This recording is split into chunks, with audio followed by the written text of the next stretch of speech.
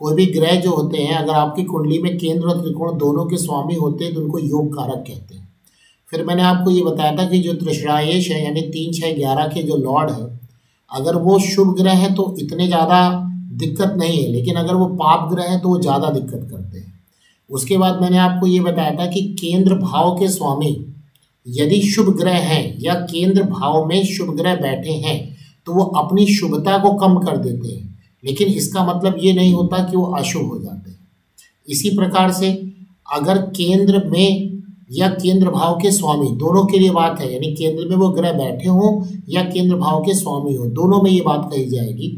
अगर पाप ग्रह यानी जिनको हम लोग अशुभ ग्रह कहते हैं, अगर अशुभ ग्रह बैठे हुए हैं तो उनके अंदर अशुभता कम हो जाती है, लेकिन इसका मतलब ये नहीं है कि वो शुभ हो जाएंगे, रहेंगे तो वो अशुभ ही, लेकिन वो इतना अशुभ नहीं रहेंगे जितना हम लोग सोचते हैं।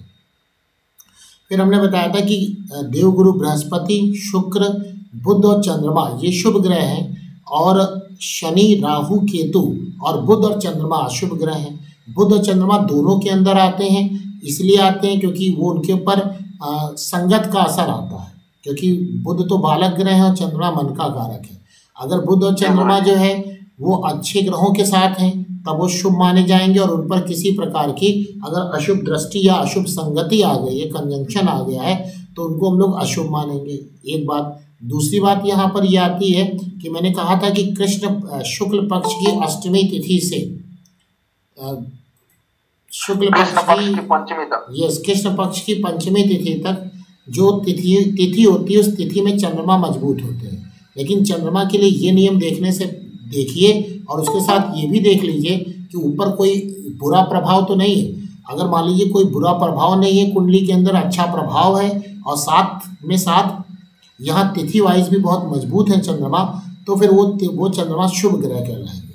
ऐसे बुध में हम लोग तिथि वाइज नहीं देखते हैं, बल्कि वहाँ पर क्या देखते हैं कि उन पे कोई अशुभ प्रभाव तो नहीं है या अशुभ ग्रहों के साथ तो नहीं आ गए। तो बुध अगर अशुभ ग्रहों के साथ आ जाते हैं तो वो अशुभ कहलाएंगे, और शुभ ग्रहों के साथ आ जाते हैं तो शुभ कहलाएंगे। सूर्य और मंगल हम लोगों ने इनको क्रूर ग्रह कहा है। क्रूर ग्रह का मतलब ये अशुभ तो नहीं है, लेकिन क्रूरता इनके अंदर भरी है, क्रुएल्टी इनके अंदर भरी हुई है, निर्दयता इनके अंदर भरी है। तो ये थोड़ा सा सूर्य और मंगल के लिए हमको खास बातें ध्यान में रखनी पड़ेंगी। ठीक है, फिर इतनी बात हो गई। इसमें जितनी बात मैंने बताई ये बहुत इंपॉर्टेंट है। किसी भी कुंडली के अंदर कोई भी प्लैनेट कैसा फल देगा ये इन्हीं सब बातों पर डिपेंड करेगा, लेकिन अभी और भी बहुत सारे सूत्र हैं, उन सब सूत्रों को हमको समझना है। तो उन्हीं में से एक सूत्र की हम लोग बात यहाँ पे करेंगे, उन्हीं की सूत्र की बात करेंगे। जैसे कल हम लोग बात कर रहे थे योग कारक ग्रह। योग कारक ग्रह क्या होते हैं कि कुंडली के अंदर जो केंद्र और त्रिकोण दोनों भाव के स्वामी हैं उन्हें हम लोग योग कारक कहते हैं। लेकिन अब इसमें आगे कुछ और इम्पॉर्टेंट बात हमको लिखनी है। हम लोग अभी लघु पराशरी ज्योतिष को फॉलो कर रहे हैं, तो ये जो सूत्र मैं लिखवा रहा हूँ ये लघु पराशरी के लिए गए हैं, और लघु पराशरी के सूत्र अपने आप में ही वो बहुत वैलिड हैं और अपने आप में ही बहुत विख्यात हैं, और इनकी सत्यता के ऊपर कोई भी प्रश्न नहीं आना चाहिए। ठीक है, तो जैसे इसमें पहला एक रूल और लिखेंगे आप, कल मैंने सारा बता दिया था कि कहाँ कहाँ पर योग कारक ग्रह कौन से हैं। अगर केंद्र और त्रिकोण के स्वामी कोई भी ग्रह है तो योग कारक हैं। अगर त्रिकोण हो और पाप केंद्रेश हो, फिर से बोला, अगर त्रिकोण भाव के स्वामी है कोई भी ग्रह और जो है वो केंद्र के भी स्वामी है लेकिन पाप केंद्रेश है, मीन्स वो पाप ग्रह हैं, यानी पाप ग्रह केंद्र के और त्रिकोण के स्वामी हैं, तो वो बहुत ज़्यादा शुभ होंगे। क्यों बहुत ज़्यादा शुभ होंगे बता सकता है कोई?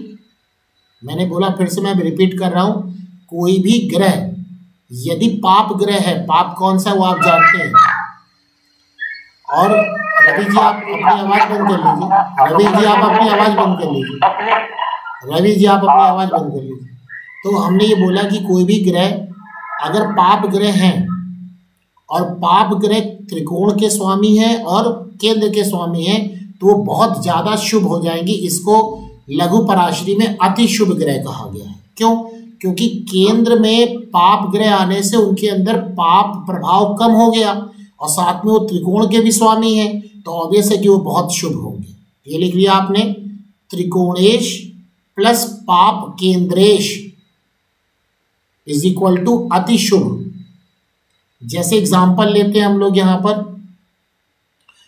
कर्क लग्न में मंगल देखिए आप, कर्क लग्न की कुंडली तुरंत ड्रॉ कर लीजिए आप, कर्क लग्न की कुंडली आप ड्रॉ कर लीजिए और देखिए यहाँ पर जो मंगल है वो पंचम भाव यानी त्रिकोण भाव के स्वामी हो गए और दशम भाव यानी केंद्र भाव के स्वामी हो गए।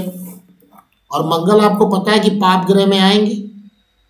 देखिए अशुभ ग्रह और पाप ग्रह अलग अलग हैं, ठीक है ना। पाप ग्रह में सूर्य और मंगल भी आ जाएंगे। अशुभ ग्रह तो कौन है? शनि राहु केतु अशुभ है। सूर्य मंगल शनि राहु केतु ये पाप हैं, ध्यान रखिएगा। तो यहाँ पे मैंने कर्क लग्न की कुंडली में बताया कि मंगल अति शुभ होंगे। अति शुभ क्यों हो जाएंगे?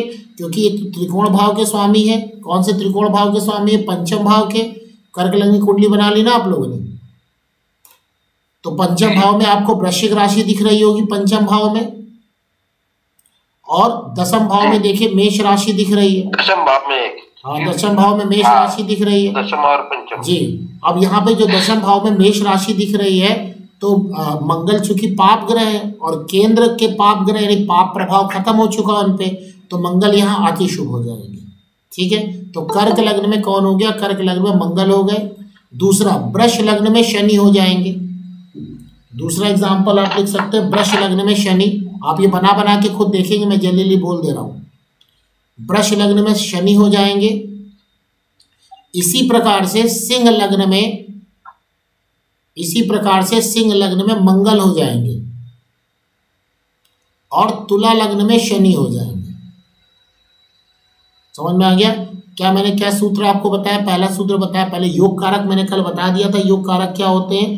केंद्र और त्रिकोण के स्वामी हैं तो योग कारक हैं। लेकिन अगर वो तुला लग्न में कौन? तुला लग्न में शनि। अब मान लीजिए कि त्रिकोणेश और पाप केंद्रेश यानी वो ग्रह पापी हैं, पाप प्रभाव, पाप है मतलब अशुभ ग्रह मान लीजिए आप उन्हें, और वो त्रिकोण के भी स्वामी हैं और केंद्र के भी स्वामी हैं, तो उन पे वो बहुत ज़्यादा शुभ फल करेंगे, ठीक है। जैसे कर्क लग्न में मंगल हो गए, वृष लग्न में शनि हो गए, सिंह लग्न में मंगल हो गए और तुला लग्न में शनि हो गए, ठीक है। इतनी बात समझ में आ गई आपको? दूसरा सूत्र लिखिए। अब मान लीजिए त्रिकोण के स्वामी तो है, त्रिकोणेश प्लस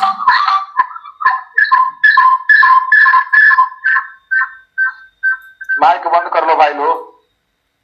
त्रिकोणेश प्लस जी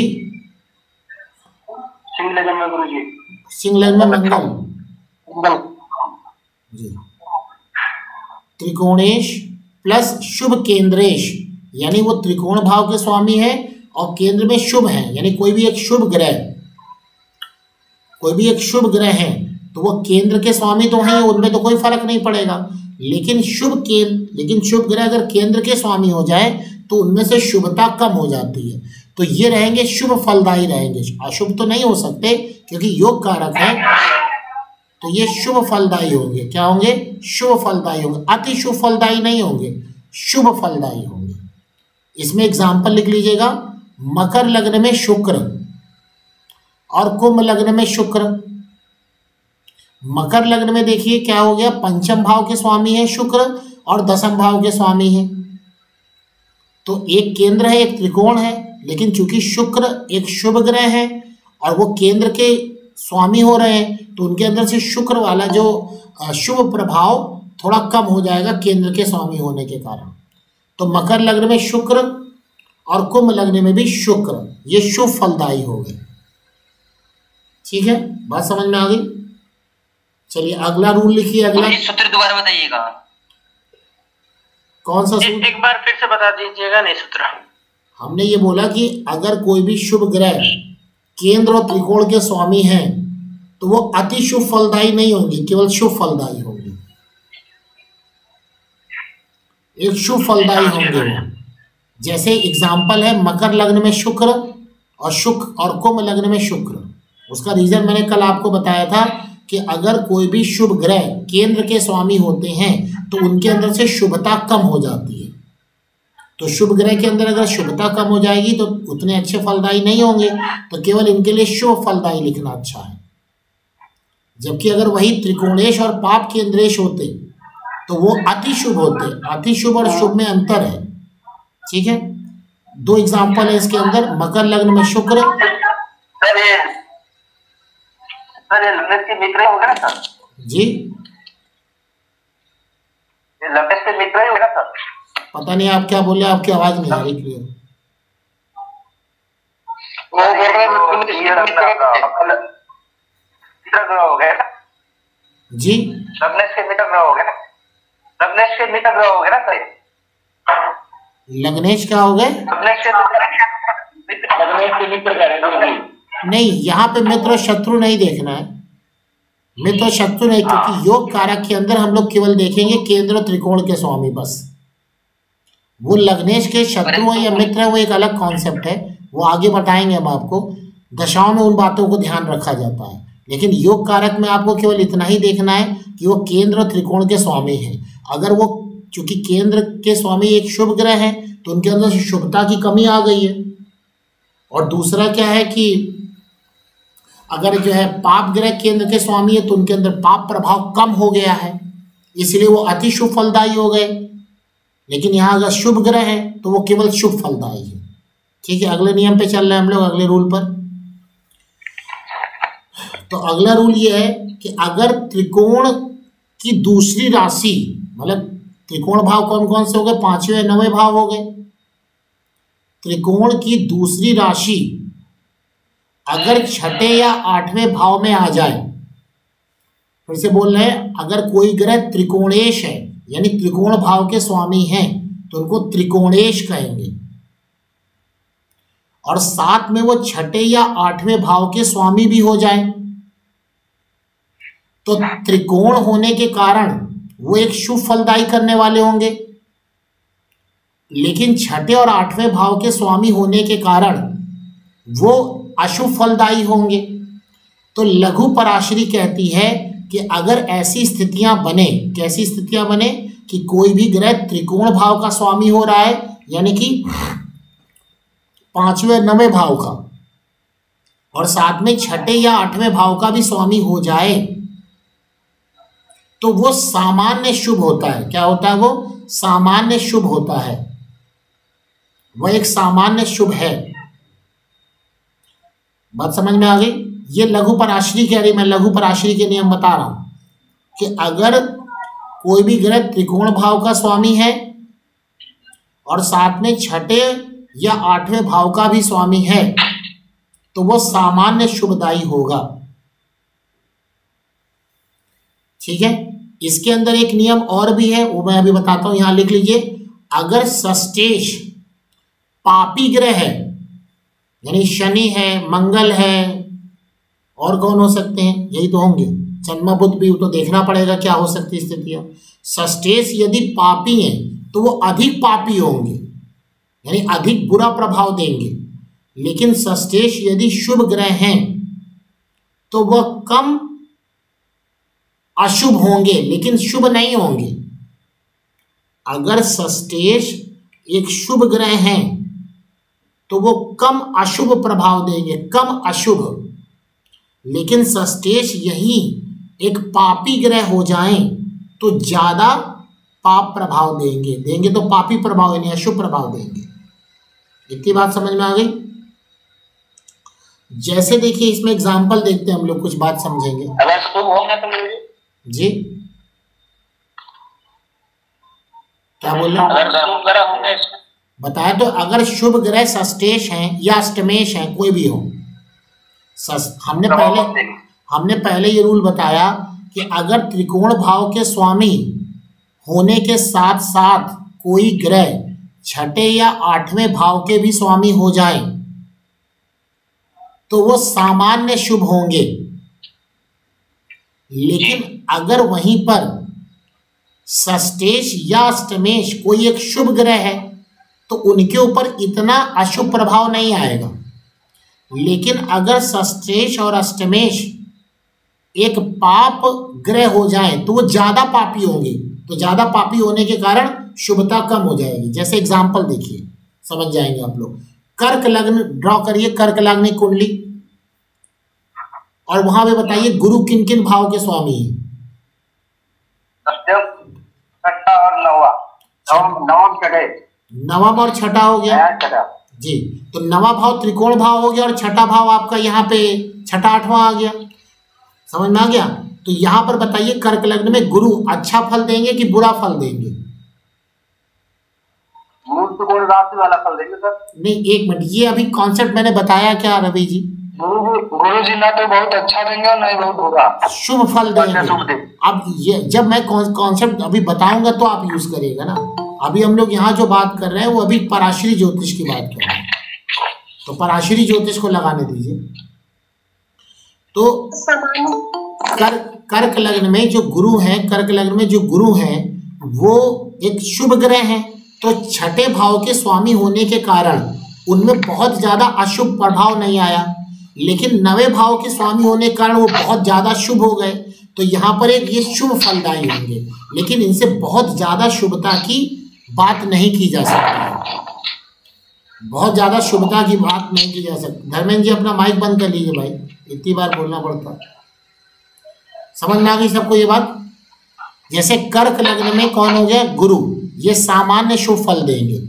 चलिए दूसरी कुंडली लीजिए, सिंह लग्न में आ जाइए। गुरु कहाँ कहाँ के स्वामी है? सिंह लग्न में गुरु कहाँ कहाँ के स्वामी हैं? पंचम और अष्टम। षष्टम और अष्टम, पंचम और अष्टम। 5, 6, 7, 8, 9 पांचवें भाव के आ गए। 10, 11, 12 पांचवें और आठवें के स्वामी हो गए। तो अब देखिए पांचवें के भाव के स्वामी है सिंह लग्न में गुरु, तो एक त्रिकोण भाव के स्वामी ये अच्छे हो गए, लेकिन वहां आठवें भाव के स्वामी भी गुरु है तो अच्छे फल नहीं करेंगे। लेकिन गुरु एक शुभ फलदायी है, गुरु एक क्या है? शुभ फलदायी है, और गुरु एक शुभ फलदायी होने के कारण वो आठवें के बहुत बुरे फल को नहीं करेंगे, वो आठवें भाव के बहुत बुरे फल को वो नहीं करेंगे। तो यहाँ पे सिंह लग्न में भी गुरु एक सामान्य शुभ फल देंगे, इनसे बहुत अच्छे की बात नहीं कर सकते हम लोग, सामान्य शुभ होंगे। चलिए अब आइए अगला एग्जाम्पल इसी के अंदर, मकर लग्न में बुध बताइए कहाँ कहाँ के स्वामी है? छठे और नवे के। हाँ जी, छठे और नवे के हैं, एकदम सही बात है। अब देखिए यहाँ पे थोड़ा आपको दिमाग लगाना पड़ेगा, क्योंकि बुध क्या है? बुध अशुभ ग्रह भी है और शुभ ग्रह भी है, जबकि गुरु के साथ तो था वो फिक्स थे, वो शुभ ग्रह है। बुध क्या है? वो अशुभ ग्रह भी है और शुभ ग्रह भी है। तो आप कुंडली में देखेंगे, अगर बुध क्या, अगर बुध शुभ प्रभाव में है, अगर बुध शुभ प्रभाव में है तो वो छठे का बहुत बुरा फल तो नहीं करेंगे, और नवे भाव यानी त्रिकोण भाव के स्वामी होने का अच्छा फल करेंगे। तो ये सामान्य शुभ फल करेंगे। क्या करेंगे? सामान्य शुभ फल करेंगे। बात समझ में आ रही? मकर लग्न में समझ में आई बात आपको? हाँ जी। मकर लग्न में चूंकि बुध जो है वो परिस्थितियों के अनुसार फल देते हैं। अब परिस्थितियां कुंडली में बताएंगी कि बुध जो है कहीं शनि, राहु, केतु, मंगल के प्रभाव में आ गए। बुध अगर शनि, राहु, केतु, मंगल के प्रभाव में आ गए तो कुंडली में बुध तो पापी हो गए। तो यहाँ पे छठे का वो ज्यादा अच्छा फल, मतलब बुरा फल करेंगे छठे भाव का। लेकिन चूंकि वो नवे भाव के भी स्वामी हैं, तो नवे भाव के स्वामी होने के कारण वो क्या करेंगे?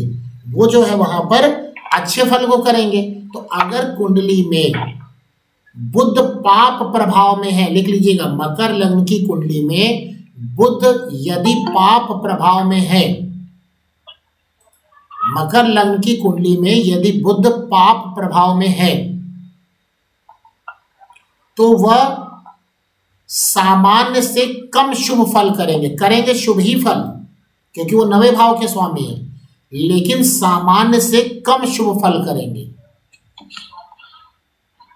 गुरुजी एक बार फिर से बताइए, मकर लग्न की कुंडली में, मकर लग्न की कुंडली में बुध यदि पाप प्रभाव में है, अब वो कैसे देखेंगे? आप समझिए कैसे देखना है।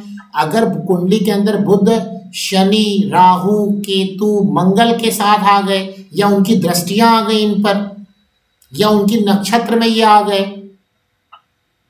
तो उस स्थिति में क्या होगा कि बुध पर पाप प्रभाव होने के कारण छठे भाव का पाप फल आ जाएगा, लेकिन नवे का शुभ फल आएगा। तो ये सामान्य से कम शुभ फलदायी होंगे, सामान्य से कम शुभ फलदायी होंगे। लेकिन यहीं पर उल्टा इसका, यदि मकर लग्न की कुंडली में,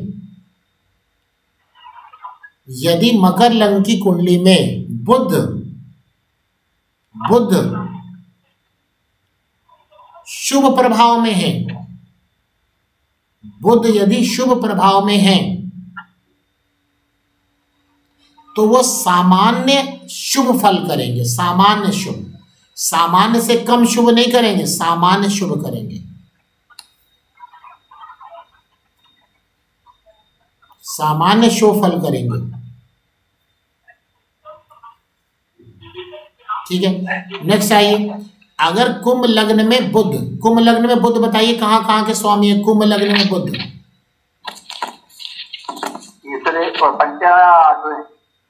पांचवें के और पांचवें और आठवें के,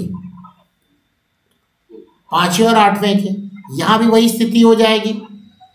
अब देखिए, पांचवें भाव के स्वामी होने के कारण शुभ फल होदायी होंगे और आठवें भाव के कारण अशुभ फल हो जाएगा, लेकिन वो चूंकि शुभ फल दे रहे हैं वो, तो कुंभ लग्न में बुध यदि अशुभ प्रभाव में है, देखिएगा, कुंभ लग्न में बुध यदि अशुभ प्रभाव में है,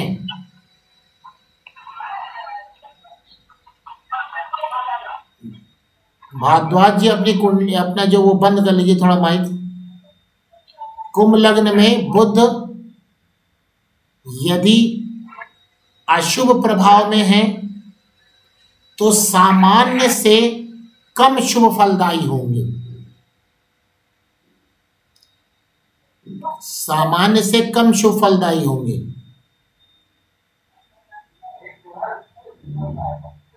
इसी प्रकार कुंभ लग्न में,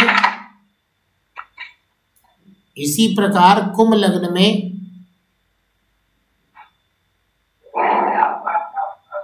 बुध शुभ प्रभाव में है, इसी प्रकार कुंभ लग्न में बुध शुभ प्रभाव में है तो सामान्य शुभ फल देंगे।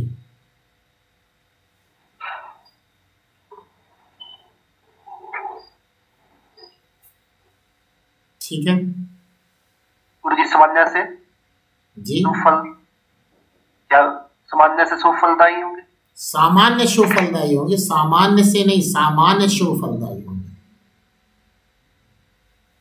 लेकिन बहुत ज्यादा अच्छे फल की उम्मीद नहीं कर सकते हैं, तो बुरे फल की भी उम्मीद नहीं कर सकते। अब मान लीजिए कोई गोचर में बहुत खराब स्थितियां बन गई है तो ये बचा भी नहीं पाएंगे, क्योंकि सामान्य शुभ है ना ये। अति शुभ फलदायी होते तो बचा ले जाते। क्या डिग्री भी देखते हैं? डिग्री, हाँ सब देखेंगे, लेकिन पराशरी ज्योतिष के अंदर लघु पराशरी में डिग्री की बात अभी नहीं होगी। अभी डिग्री की बात कहाँ होगी बताएंगे, अभी तो स्टार्ट तो करने दीजिए। कल हम सोच रहे थे ये सब पढ़ाने के लिए, तो सब अपनी कुंडली बिछरवा रहे थे हमसे, तो फिर पढ़ाएंगे कब अगर कुंडली बताते रह जाएंगे तो। इसलिए उसको, इसको अब अवॉइड करिए थोड़ा, अगर सीखना है तो। बाकी कुंडली खेलना है तो एक अलग बात है भाई। ठीक है, तो ये समझ में आ गया आपको। अब आइए अगला नियम, आइए अगला नियम क्या है कि अगर पाप ग्रह पहले में क्या था कि शुभ ग्रह थे, त्रिकोण के स्वामी और छठे आठवें के स्वामी। अब यहां पर क्या होगा, पाप ग्रह त्रिकोण के स्वामी और प्लस छठे या आठवें के स्वामी हैं। पाप, कोई भी पाप ग्रह है वो त्रिकोण के स्वामी हैं, प्लस मतलब उसके साथ ही वो छठे और आठवें के स्वामी हो जाए, तो बताइए क्या हो जाएंगे, वो शुभ होंगे कि अशुभ होंगे? शुभ होंगे। अरे बहुत अशुभ हो जाएंगे भाई। क्या मान है गुरु जी? क्या अशुभ फलदायी होंगे, लिख लीजिएगा अशुभ फलदायी। अशुभ क्यों? क्योंकि छठे आठवें के भाव के स्वामी अगर अशुभ हो गए तो उनके अंदर अशुभता बहुत ज्यादा आ गई है, उनके अंदर अशुभता बहुत ज्यादा आ गई है। और वो है त्रिकोण के भी स्वामी हैं, लेकिन चूंकि वो इतना ज्यादा अशुभ हो चुके हैं कि त्रिकोण का शुभ प्रभाव उन पर पड़ नहीं पा रहा है। जैसे उदाहरण में एग्जाम्पल में लिखेंगे आप, मिथुन लग्न में शनि, मिथुन लग्न में शनि,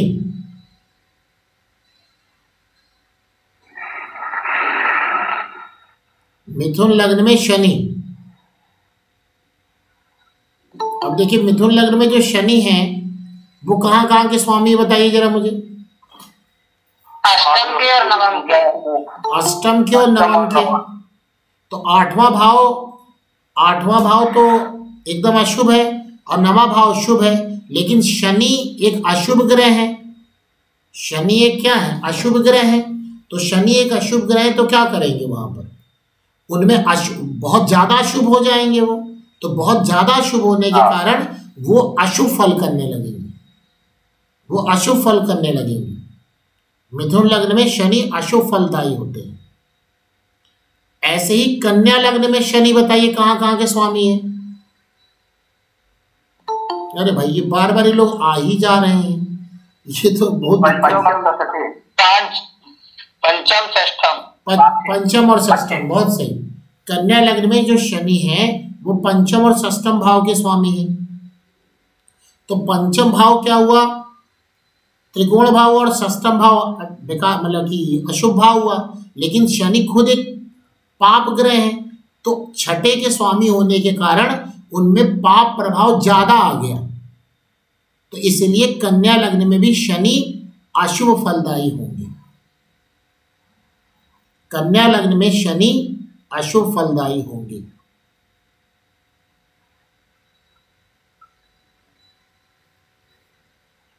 ठीक है, बात समझ में आ गई? नहीं समझ में आ गई? अब देखिए जहां मैं बता रहा हूं कि जो ग्रह अशुभ, वृश्चिक लगन। भाई संदीप जी ऐसी बात करेंगे तो फिर हम पढ़ाएंगे कैसे भाई? कैसे पढ़ाएंगे? आप आपकी कुंडली वृश्चिक लग्न की होगी इसीलिए आपने पूछ लिया। जब वृश्चिक लग्न में जब अभी कोई उसका सूत्र देंगे तो जिस जिस लग्न की बात आएगी उस लग्न की बात करेंगे। आपको अगर अपनी कुंडली ही पूछनी है तो फिर आप अलग से पूछिए, और अगर पढ़ना है तो फिर तो सबको देखना होगा ना, क्योंकि जो जो लग्न आती जा रही है हम उसकी बात करेंगे। जब उसका कोई सूत्र आएगा तो बताएंगे। अब जो बताने जा रहे हैं उसको सुनिए ध्यान से। क्या बताने जाए तो हम तो भूल गए क्या बताने जाए। कन्या लग्न में शनि अशुभ फल है। हाँ वो तो ठीक है। हाँ ये बात बताने जा रहे थे कि जैसे मैंने कहा कि जहां जहां मैंने लिखवाया वह ग्रह अशुभ हैं, तो उन लग्न वाली लोगों को उस ग्रह के रत्न कभी ना पहनाइएगा, कभी नहीं पहनाइएगा। चाहे वो शनि, जैसे मिथुन लग्न में और कन्या लग्न में शनि चाहे जितने अच्छे हों, आपको दिख रहा ये है वो है, आप भैया अवॉइड करिए उनसे, कह दीजिए आपको भाई रत्न ना पहनिए इसके। लेकिन यहाँ सब उल्टा करवा देते, उल्टा मिथुन लग्न में। क्यों? क्योंकि मिथुन लग्न में अभी आपने बताया 8वें 9वें भाव के स्वामी हैं, और अभी ये पराशरी मतलब कि लघु पराशरी में बात लिखी है, तो आप इसको हल्के में लीजिए नहीं।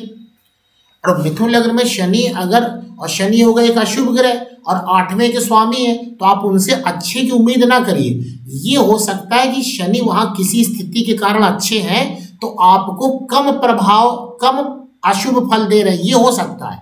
लेकिन आप उनसे शुभ प्रभाव की कामना मत करिए, आप उनसे शुभ प्रभाव की कामना ना करिए। ये पराशर जी बोलना चाह रहे हैं आपसे। परंतु गुरुजी इसमें मेरे एक प्रश्न है। अब प्रश्न बताइए। अच्छा प्रश्न आप बताइए, क्या प्रश्न है आपका? प्रश्न ये है कि जो आपने कहा कि कोई भी नहीं, पहले एक यहाँ करेक्शन हम करेंगे। मैं नहीं कह रहा हूँ, ये लघु पराशरी में लिखा हुआ है। ठीक है, आप बताइए। जी हाँ। मैं ये जानना चाह रहा था कि जैसे अभी आपने बताया कि इस सिचुएशन में आप किसी को रत्न धारण नहीं करना चाहिए। नहीं, फिर से सुनिए, जिस लग्न में मैंने कहा कि ये ग्रह अशुभ हो रहे हैं जी। उसका रत्न आप पहना के उन ग्रहों की पावर बढ़ा रहे हैं। अब उस कुंडली में वो ग्रह अशुभ को लिए बैठे हैं तो उसमें से शुभता की आप उम्मीद कैसे करेंगे उस ग्रह की? नहीं मतलब जो रत्न पहनाते हैं तो उनका जैसे अगर पाप ग्रह है तो उनका कम करने के लिए भी तो पहनाया जाता है ना। नहीं, ये एक अलग विचारधारा की इंडिया में ज्योतिष चल रही है। ये कौन सी विचारधारा, ये आज तक हमको नहीं पता चली, हमको मतलब हमारे टीचर्स को भी नहीं पता चली। यहाँ पे लोग ये कहते हैं कि रत्न पहनने को बल मिल जाता है। हाँ, एकदम सही बोल रहे हैं पांडे जी, आप राजेश जी एकदम सही बोल रहे हैं। जिस ग्रह का आप रत्न पहना रहे हैं उस ग्रह को आप बलि कर रहे हैं, पावर दे रहे हैं। तो अगर आपकी कुंडली में वो अशुभ प्रभाव दे रहे हैं तो अशुभ ग्रहों को आप पावर दे रहे हैं। आपके मोहल्ले में 2-4 गुंडे रहते हैं और उन्हें आप घर में बुला करके अपने खाना खिला रहे हैं, आप उनसे अच्छे की उम्मीद कभी कर सकते हैं? जी नहीं। तो फिर ये एक अलग विचारधारा की ज्योतिष चल रही है। ये कहाँ के लोग करते हैं ये सब गलत सलत काम, तभी मैंने आपको यहीं पर बता दिया कि देखिए रत्न पहनाने का एक ही कॉन्सेप्ट, अगर आप अच्छी बुक में पढ़िए, रत्न जो है कलर थेरेपी कहलाती है। क्या कहलाती है? Colour therapy.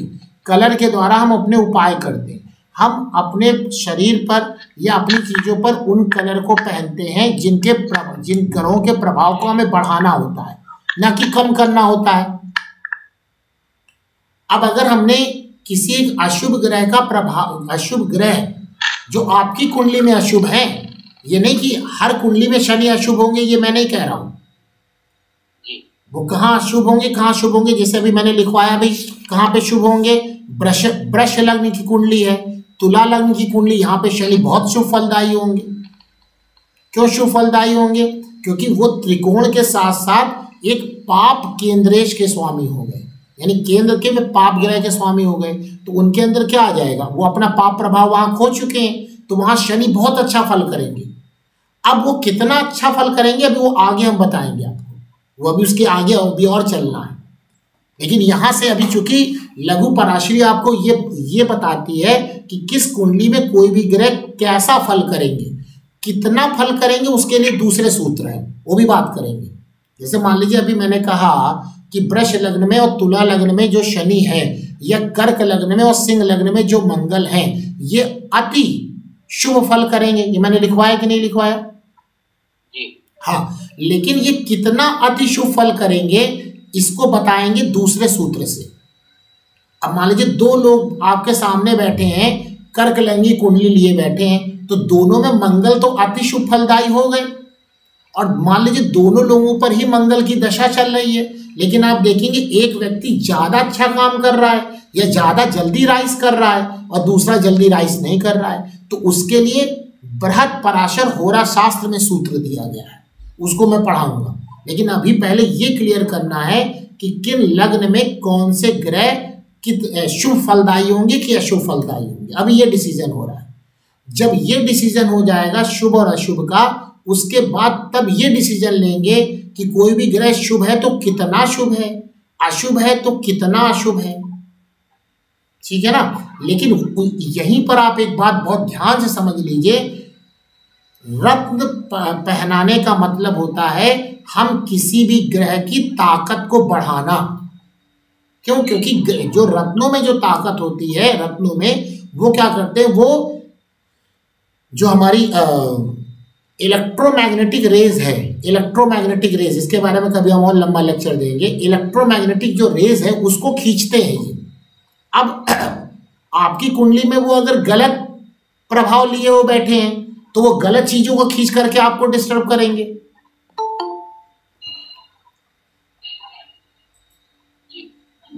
राघवेंद्र जी हैं क्या? राघवेंद्र जी अभी जुड़े हैं? राघवेंद्र जी, ये आप बार बार आ जा क्यों रहे हैं? 2-3 बार मैंने आपको एडमिट कर लिया, क्या दिक्कत है भाई? थोड़ा पढ़िए और पढ़ने दीजिए जी। चलिए कोई बात नहीं, लेकिन बार बार वो मत करिए। हाँ जी, ये मैं क्या बोल रहा था, डिस्टर्ब हो जाता है। हाँ, मैं ये बोल रहा था कि रत्न करेंगे क्या कि इलेक्ट्रोमैग्नेटिक रेस को बढ़ाएंगे, मतलब वो खींचेंगे। अब अगर वो ग्रह आपकी कुंडली में अच्छा फल कर रहे हैं, मतलब शुभ फलदायी हैं, देखिए करना क्या होता है, आपकी कुंडली में कोई ग्रह शुभ फल देने वाले हैं अगर, और वो किसी तरह से कमजोर हैं, तो आप उनके रत्न को पहना करके अच्छाई को ले सकते हैं, अच्छाई को ले सकते हैं, ठीक है। लेकिन अगर अशुभ फल करने वाले हैं तो उनके रत्न को पहन करके आप बुराई बोल तो लेंगे। और जो ये एक अलग प्रकार की धारणा चल रही है भारतवर्ष में, जो कि एकदम गलत धारणा है, कोई भी अच्छे ज्योतिष और कोई भी अच्छे विद्वान इस बात को नहीं मानते हैं, लेकिन पता नहीं लोग क्यों, ये रत्न बेचने के कारण या अपना व्यापार करने के कारण लोग जो है सबको कुछ भी करे पड़े हैं। भाई व्यापार करना अच्छी बात है, लेकिन आप गलत व्यापार ना करिए कि आप बस देख रहे हैं कि उसको बस रत्न पहन लो। रत्न कौन सा पहनना है इसका सुझाव बड़े जी, क्या रत्नों के नाम पर पत्थर भी बेच देते हैं, कैसा भी। हाँ, वो सब तो देखिए, अब ये क्या बताएं, इन लोगों को समझ में नहीं आता। गलत चीज ना करिए, देखिए कमाइए, खूब कमाइए, लेकिन अच्छे तरह से कमाइए। कमानी बुरी बात नहीं है, हाँ कमाना बुरी बात नहीं है, लेकिन गलत चीज ना करिए। जी सर एक क्वेश्चन है, बताइए। क्वेश्चन है सर। सर जैसे कुंभ लग्न कुंडली है, उसमें सर आपने बताया शुक्र फलदायी होंगे, कुंभ लग्न की कुंडली में शुक्र शुभ फलदायी होंगे, एकदम सही बात है।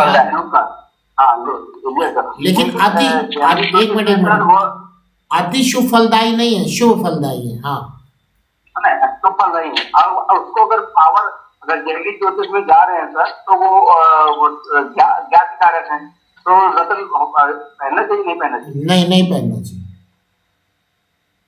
नहीं पहनना चाहिए, ठीक है, ठीक है ना। बाकी ज्योतिष को भी लगाएंगे, देखिए किसी भी ज्योतिष से कोई भी ग्रह अगर अच्छे नहीं आ रहे तो उनको भाई छोड़ दीजिए। रत्न पहनना जरूरी थोड़ी ना, रत्न पहनने से कुछ हो भी नहीं रहा, कुछ हो तो नहीं जाएगा, ठीक है। अगर किसी भी ज्योतिष से वो खराब हो रहे हैं तो आप खराब मान के चलिए, क्योंकि कहीं गड़बड़ कर दिया ना आपको, तो फिर तो आपको पता चला आपने पहना किसी और रीजन से था और वो कुछ और गया। चूंकि मैं यहाँ पराशरी ज्योतिष पढ़ा रहा हूँ, तो इसलिए मैं पहले यहाँ आगाह कर दे रहा हूँ करना क्या है, ठीक, क्योंकि ये लोगों के दिमाग में उल्टा कॉन्सेप्ट बैठा हुआ है। चलिए आगे बढ़ते हैं हम लोग, आगे इसके आगे बढ़ते हैं। आगे ये है कि मैंने बताया कि जैसे कि कोई भी पाप ग्रह त्रिकोण के स्वामी होने के साथ साथ छठे और आठवें भाव के भी स्वामी हैं, तो वो बहुत ज्यादा अशुभ फल करेंगे, मतलब बहुत ज्यादा नहीं लेकिन अशुभ फल करेंगे। जैसे मिथुन लग्न में शनि और कन्या लग्न में शनि अशुभ फलदायी होंगे। अगला रूल आ जाइए। अगर कोई भी शुभ ग्रह केंद्र के स्वामी होने के साथ साथ, अगर कोई भी शुभ ग्रह केंद्र के स्वामी होने के साथ साथ त्रिषणाधीश भी हैं, यानी 3, 6, 11 के स्वामी भी हैं, त्रिषणाधीश भी हैं यानी 3, 6, 11 के स्वामी भी हैं। क्या है? 3, 6, 11 के स्वामी भी हैं।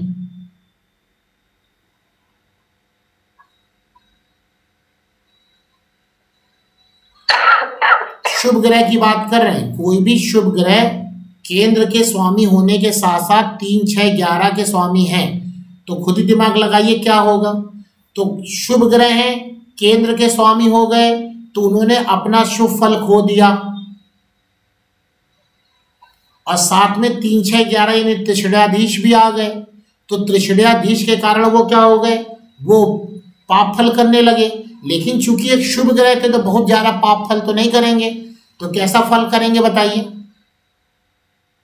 फिर से दिमाग लगाइए। सामान्य शुभ, सामान्य से कम शुभ, सामान्य से कम, सामान्य अशुभ फल करेंगे। अशुभ, उनको शुभता मिल कहां से रही है बताइए, पहले कहीं से नहीं मिल रही है भाई। केंद्र शुभ ग्रह थे, केंद्र के स्वामी हो गए, शुभता चली गई, और साथ में वो 3, 6, 11 के स्वामी हो गए, तो वहां से वो पाप प्रभाव लेके चले आए, लेकिन ये कि वहां से पाप प्रभाव कम लेके आए, तो सामान्य शुभ कैसे हो जाएंगे? प्रभात तिवारी जी अपना माइक ऑफ कर लीजिए।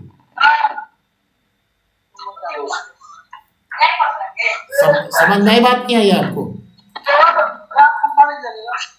भाई साहब माइक बंद कर लीजिए आप। ये पहली बात समझ में आई आपको कि वो उनके, जैसे आपने कहा सामान्य शुभ, तो बताइए उनमें शुभता आ कहां से रही? ये मुझे नहीं समझ में आया। केंद्र के स्वामी होने के कारण उन्होंने शुभता अपनी खो दी, और 3, 6, 11 के स्वामी होने के कारण उन्होंने अशुभता ले ली, लेकिन बहुत ज्यादा अशुभता नहीं ली ना उन्होंने। तो रहेंगे तो अशुभ रहेंगे, लेकिन वो सामान्य अशुभ रहेंगे। क्या रहेंगे? सामान्य अशुभ। लिख लीजिए सामान्य अशुभ। जी जी एग्जाम इस चीज की पॉसिबिलिटी है कि कोई शुभ ग्रह जैसे अपने त्रिकोण में हो या केंद्र के स्वामी हो? नहीं, अलग अलग बातें हैं, अलग अलग बातें हुई। केंद्र के स्वामी अगर शुभ ग्रह हैं तो शुभता चली गई, और त्रिकोण के स्वामी अगर शुभ ग्रह हैं तो उनके अंदर से शुभता नहीं गई। तो इसलिए केंद्र त्रिकोण को मिलाइए नहीं, दोनों चीजें, दोनों में अलग अलग कॉन्सेप्ट है। जी जी जी क्षमा गुरु जी। हाँ। तो जैसे ये केंद्र के स्वामी हैं, हाँ, और इसमें ये पॉसिबिलिटी है कि शुभ ग्रह जो है उसकी शुभता करके जो अति क्या बोलते हैं, अति शुभ फलदायी हो जाए, ऐसा पॉसिबल है? कैसे? जादू कैसे होगा? नहीं, मतलब मेरा कहने का तात्पर्य ये है कि जो शुभ ग्रह है वो अति अशुभ फलदायी हो, ऐसा कोई है? हाँ, आगे अभी आगे बढ़ रहे हैं, अभी नियम बढ़ रहे हैं तो बताएंगे आपको। जो पूरे नियम बता देंगे तब हम लोग बात करेंगे। ठीक है, तो यानी यहाँ पे लिख देंगे आप सामान्य अशुभ। एग्जाम्पल लिखेंगे किस किस लग्न में ऐसा देखा जाता है। वृष लग्न में शुक्र देख लीजिए आप, वृष लग्न में शुक्र। तो वृष लग्न में शुक्र जो है, एक तो वो लग्न के स्वामी हो गए, तो लग्न के स्वामी होने के कारण उनके अंदर शुभता चली गई, केंद्र हो गए, और साथ में वो किस भाव के स्वामी हो जाएंगे? और छठे भाव के, छठे भाव के स्वामी हो जाएंगे। अब छठे भाव के स्वामी होने के कारण उनके अंदर अशुभता आ गई, और चूंकि शुभता वो पहले ही खो चुके थे, तो इस कारण से वृष लग्न में शुक्र सामान्य अशुभ रहेंगे। वृष लग्न में जी क्या? नहीं, तुला लग्न में, तुला लग्न की बात करें ना, तुला लग्न में लग्न का प्रभाव ज्यादा आ जाएगा, क्योंकि यहाँ में लग्न का प्रभाव ज्यादा आ जाएगा। इसके लिए पराशर ने एक अलग नियम दिया हुआ है, उस नियम को मैं बात करूंगा अभी, तुला लग्न में नहीं। ठीक है, दूसरा है कर्क लग्न में शुक्र देख लीजिए। कर्क लग्न में शुक्र,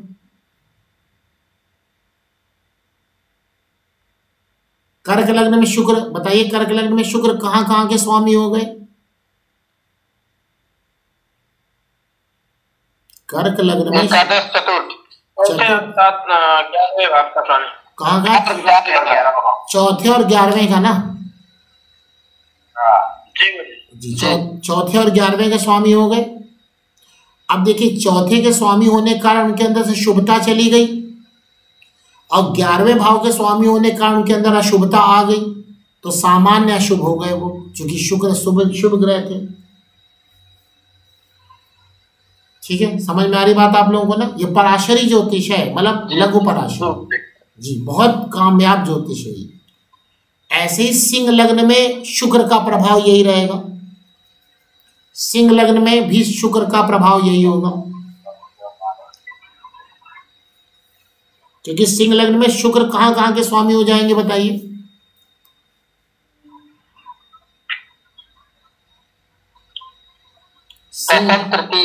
दशम और तृतीय। ठीक है, तो देखिए दशम और तृतीय, दशम में यानी कि केंद्र आ गए, और केंद्र आने का मतलब क्या हुआ? वो मतलब उनके अंदर से शुभता चली गई, और तीसरे में वो अशुभता लेके चले आए, लेकिन बहुत ज्यादा अशुभता नहीं ला पाए क्योंकि एक शुभ ग्रह है। तो सिंह लग्न में शुक्र सामान्य अशुभ हो जाएंगे। ये 3 कुंडलियां ऐसी होंगी जहां पे कोई भी एक शुभ ग्रह केंद्र के स्वामी होने के साथ साथ क्या हो जाए? त्रिकोण के भी स्वामी हो जाए। तो उसमें ये बातें आपको देखने को मिलेंगी। अगला नियम आइए, अगला नियम आइए, लघु पराशरी का नियम है, यदि कोई भी पाप ग्रह, यदि कोई भी पाप ग्रह केंद्र के स्वामी हो प्लस 3, 6, 11 के स्वामी हो, तृषणाधीश हो, कोई भी पाप ग्रह केंद्र के स्वामी हो और 3, 6, 11 के स्वामी हो,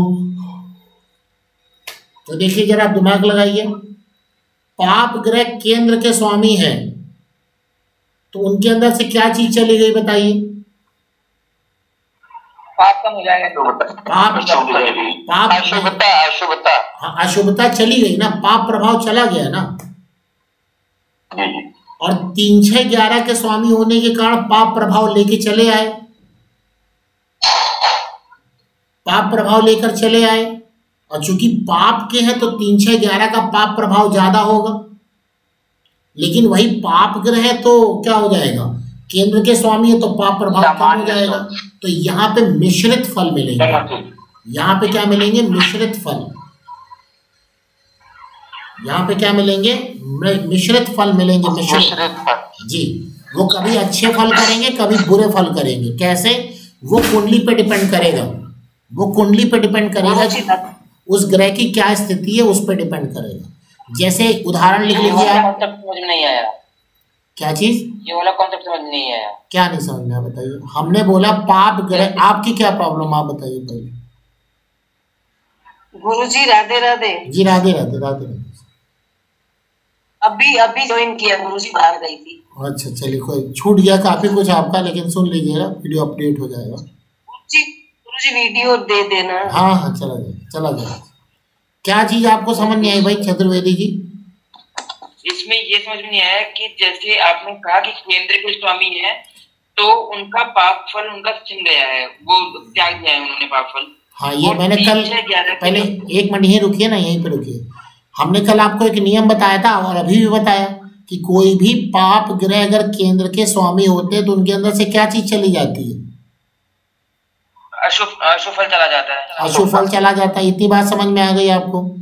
जी। और 3, 6, 11 के स्वामी, 3, 6, 11 के स्वामी होने के कारण उनमें पाप प्रभाव आ गया। जी। और 3, 6, 11 के स्वामी अगर पापी हैं तो ज्यादा पापी हैं कि कम पापी हैं? बिल्कुल ज्यादा पापी हो गए ना। तो इधर से ज्यादा पापी हुए और उधर से पाप प्रभाव चला गया, तो वो कभी शुभ फल करेंगे, कभी अशुभ फल करेंगे, यानी इसको बोलेंगे मिश्रित फल करना। जी गुरुजी। जी जी। अब इसमें उदाहरण लिखिए, एग्जाम्पल लिखिए आप। मेष लग्न में शनि, मेष लग्न में शनि। अब मेष लग्न में शनि देखिए कहाँ कहाँ के स्वामी है बताइए?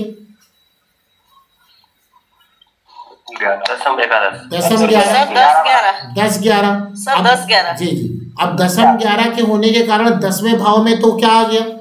10वें भाव में जो आ गया केंद्र के स्वामी हो गए तो शनि की जो है अशुभता चली गई, और 11वें के स्वामी होने के कारण उनके अंदर अशुभता आ गई, ज्यादा अशुभता आ गई, तो वो मिश्रित फल करेंगे।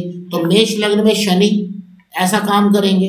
दूसरा, सिंह लग्न में शनि, सिंह लग्न में भी शनि की यही स्थिति होगी। 10, 11 समझ में आ गया? कहाँ कहाँ के 10, 11 कहाँ कहाँ के हो जाएंगे, कहाँ कहाँ के स्वामी होंगे सिंह लग्न में, कहाँ कहाँ के?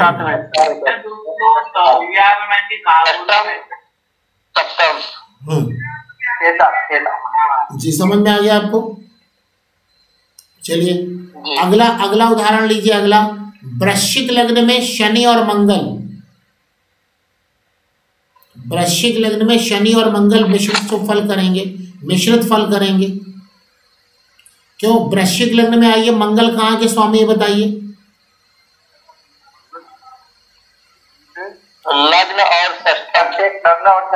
लग्न और छठे।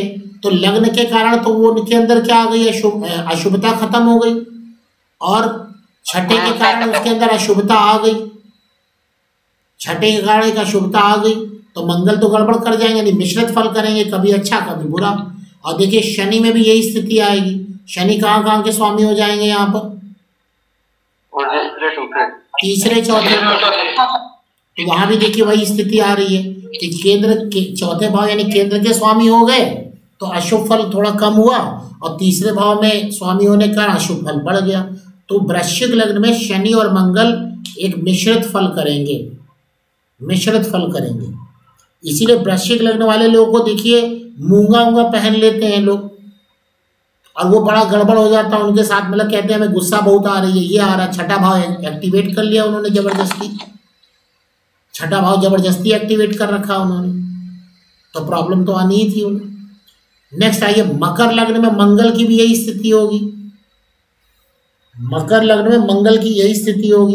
क्यों? क्योंकि मकर लग्न में मंगल है चौथे भाव के स्वामी, चौथे और एकादश, हाँ, और 11वें भाव के स्वामी। देख लीजिए चौथे और 11वें भाव के स्वामी हो गए, तो चौथे कारण तो पाप प्रभाव खत्म हुआ, लेकिन 11वें में क्या आ गया, फिर से वो पाप प्रभाव ले लिए, तो मिश्रित फल करेंगे। ठीक है, एक चीज मैं आपको चलिए बाद में बताएंगे, क्या चलिए बाद में बताएंगे। देखिए मकर लग्न में मंगल एक चीज है किसके साथ, 3 6, ये चलो नियम है बाद में बताएंगे। ये बता दें क्या? यही बता दें, बताइए गुरुजी। देखिए 3 6 11 के साथ जानते ही क्या स्थिति है। बहुत सारी दूसरी ज्योतिष को भी अगर हम मिला के देखें और एक्सपीरियंस के बेसिस पर बात करें तो लघु पराशरी तो कहती 3 6 11 के भाव के स्वामी अशुभ फलदायी हैं। इस बात को हम एग्री करते हैं, ये हमने बहुत आजमाया है इसको। लेकिन एक जगह ये बहुत अच्छा फल करते हैं, क्या? व्यक्ति की आमदनी में कुछ हो या ना हो, उस व्यक्ति को उस वक्त पैसा तो जरूर आएगा। ये बहुत इंपॉर्टेंट है, नोट कर लीजिए। अगर 3 6 11 के स्वामी की दशा चल रही है, 3 6 11 के लॉर्ड की दशा चल रही है, तो व्यक्ति परेशान तो रहेगा लेकिन आर्थिक परेशान नहीं रहेगा, शारीरिक परेशान या किसी भी तरीके से परेशान रहेगा। या मंगल बोल रहे हैं सॉरी, कोई भी ग्रह जिस भाव में बैठा उसको परेशान करेगा, जिस भाव को देख रहा उसको परेशान करेगा, लेकिन उस व्यक्ति को फाइनेंशियली प्रॉब्लम नहीं आने वाली। जैसे हमें याद है, हम सूर्य में मंगल हमारे ऊपर दशा आई थी और मतलब सब कुछ अच्छा चल रहा था, फाइनेंशियल सब कुछ ठीक था, मेरा एक्सीडेंट हो गया था, शारीरिक कष्ट दे दिया उसने। तो एक तरफ मुझे अच्छा फल कर रहा था फाइनेंशियली और एक तरफ मुझे शारीरिक कष्ट दे दिया था। शारीरिक कष्ट क्यों दिया तो भी मैं बता देता हूं। मंगल मेरा सप्तम भाव में बैठा है नीच का, और उसने कहा देख लिया, लग्न में देख लिया। लग्न में, लग्न कौन है? हम, तो हमको तो उसने शारीरिक कष्ट दे ही दिया। और मंगल का काम क्या है? एक्सीडेंट का कारक कौन है? एक्सीडेंट का कारक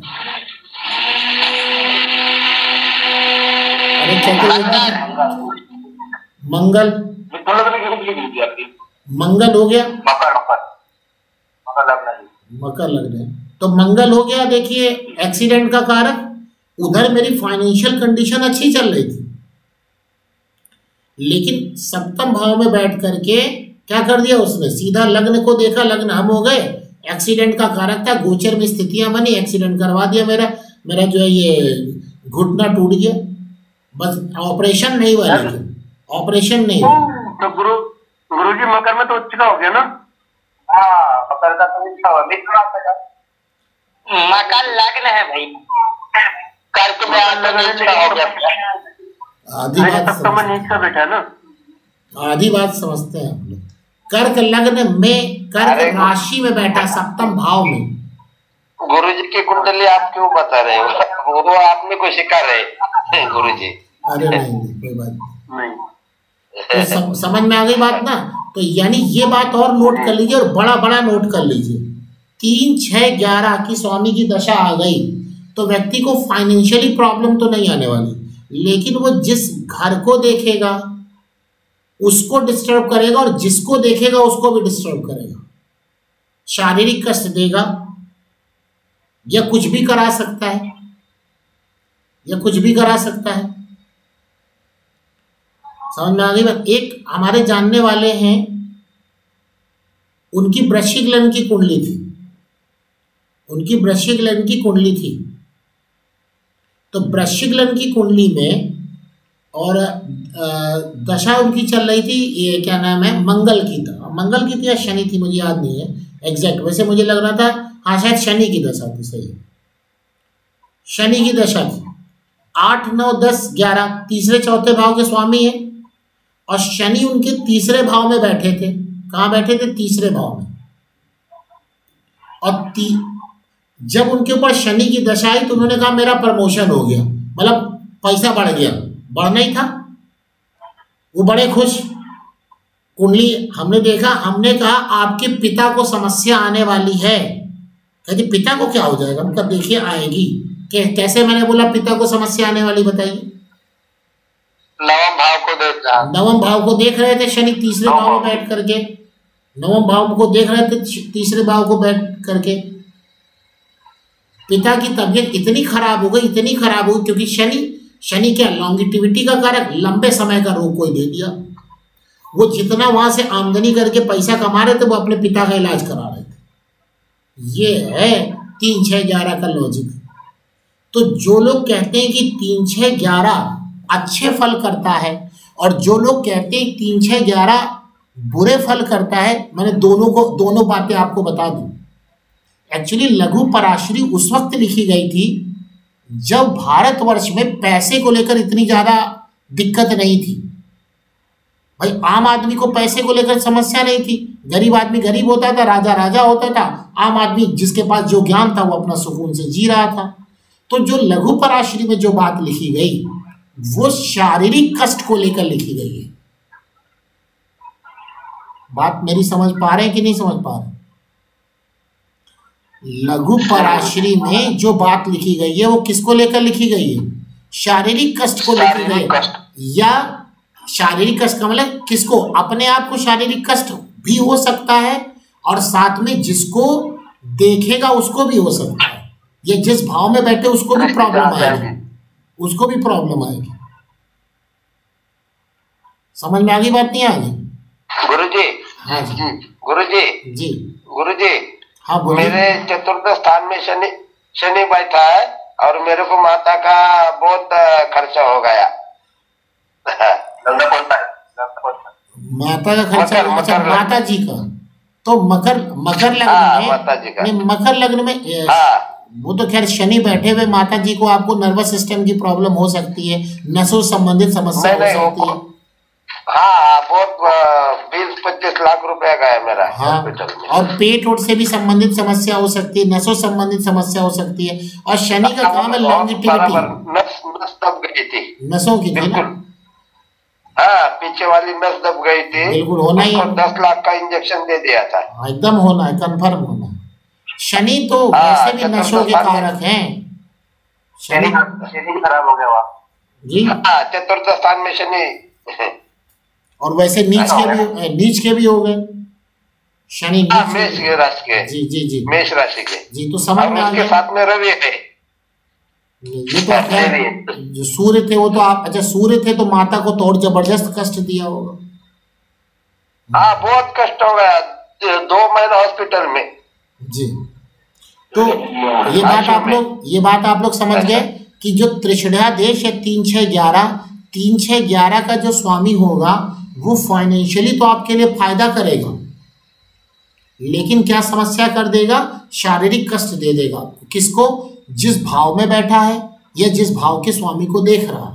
अब वहां से आप निकाल लीजिए, अपने आप क्लियर हो जाएगी बात। ठीक है। ऐसे वृश्चिक लग्न में शनि और मंगल, मकर लग्न में मंगल और कुंभ लग्न में भी मंगल का यही हाल है। गुरुजी, अगर शनि छठे भाव में बैठा हो तो फिर शत्रु को पीड़ा दे सकता है, इस हिसाब से मामा को भी दे सकता है। जी जी, मामा को भी दे सकता है ना? ठीक है।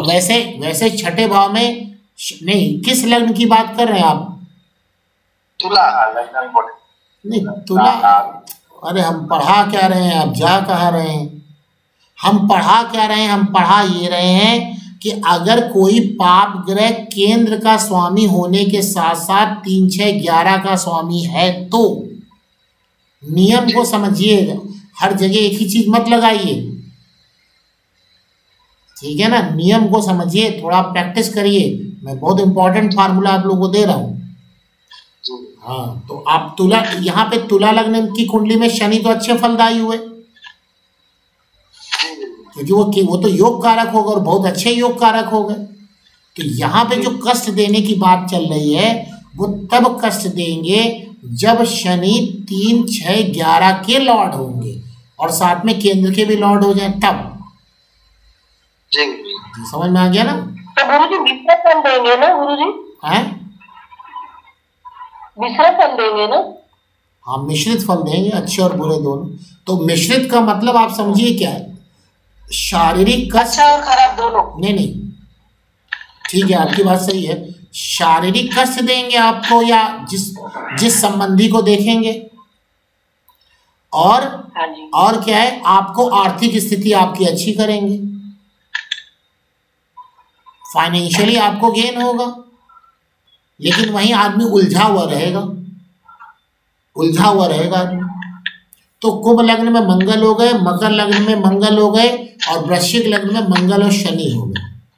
एकदम ध्यान रखिएगा, ये स्थितियां बनेंगी। अगला रूल आइए,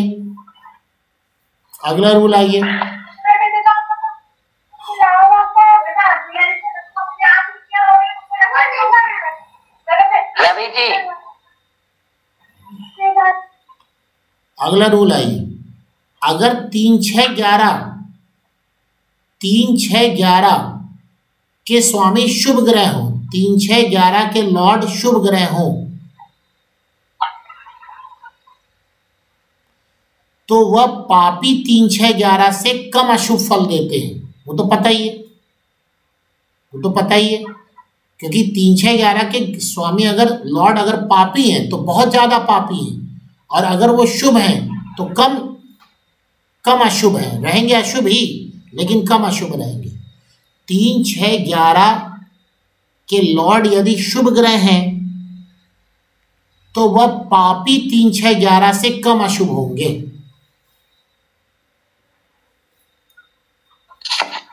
जैसे उदाहरण देखिए, एग्जाम्पल, वृष, कर्क और सिंह लग्न में, वृषभ लग्न में, कर्क लग्न में और सिंह लग्न में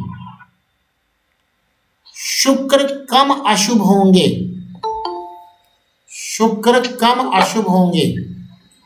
क्यों? क्योंकि शुक्र क्या है, एक शुभ ग्रह है, तो शुक्र जो है कम अशुभ होंगे। वृषभ, कर्क और सिंह लग्न में शुक्र कम अशुभ होंगे, लेकिन मेष, सिंह और वृश्चिक लग्न में, मेष, सिंह और वृश्चिक लग्न में, मेष, सिंह, वृश्चिक लग्न में शनि ज्यादा अशुभ होंगे। क्यों? मेष में क्यों हो गए, आपको समझ में आ गया। मेष में 11वें भाव के स्वामी हो गए शनि।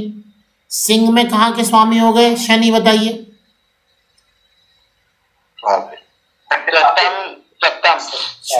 छठे भाव के, 3, 6, 11 की बात कर रहे हैं ना। और वृश्चिक लग्न में शनि कहाँ के स्वामी हो गए, 11वें भाव के। नहीं, 11वें भाव के कैसे हो गए? वृश्चिक लग्न में शनि हो गए आपके 3रे भाव के, 3रे और 4थे। हाँ, तो 3, 6, 11 की बात कर रहे हैं ना, तो 3रा भाव लिया आपने, 3, 6, 11। तो मेष, सिंह और वृश्चिक लग्न में शनि ज्यादा शुभ होंगे, तथा वृश्चिक, मकर और कुंभ लग्न में, वृश्चिक, मकर और कुंभ लग्न में मंगल ज्यादा अशुभ होंगे।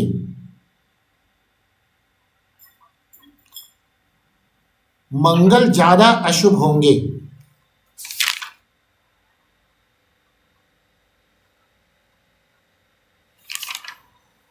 मंगल ज्यादा अशुभ होंगे,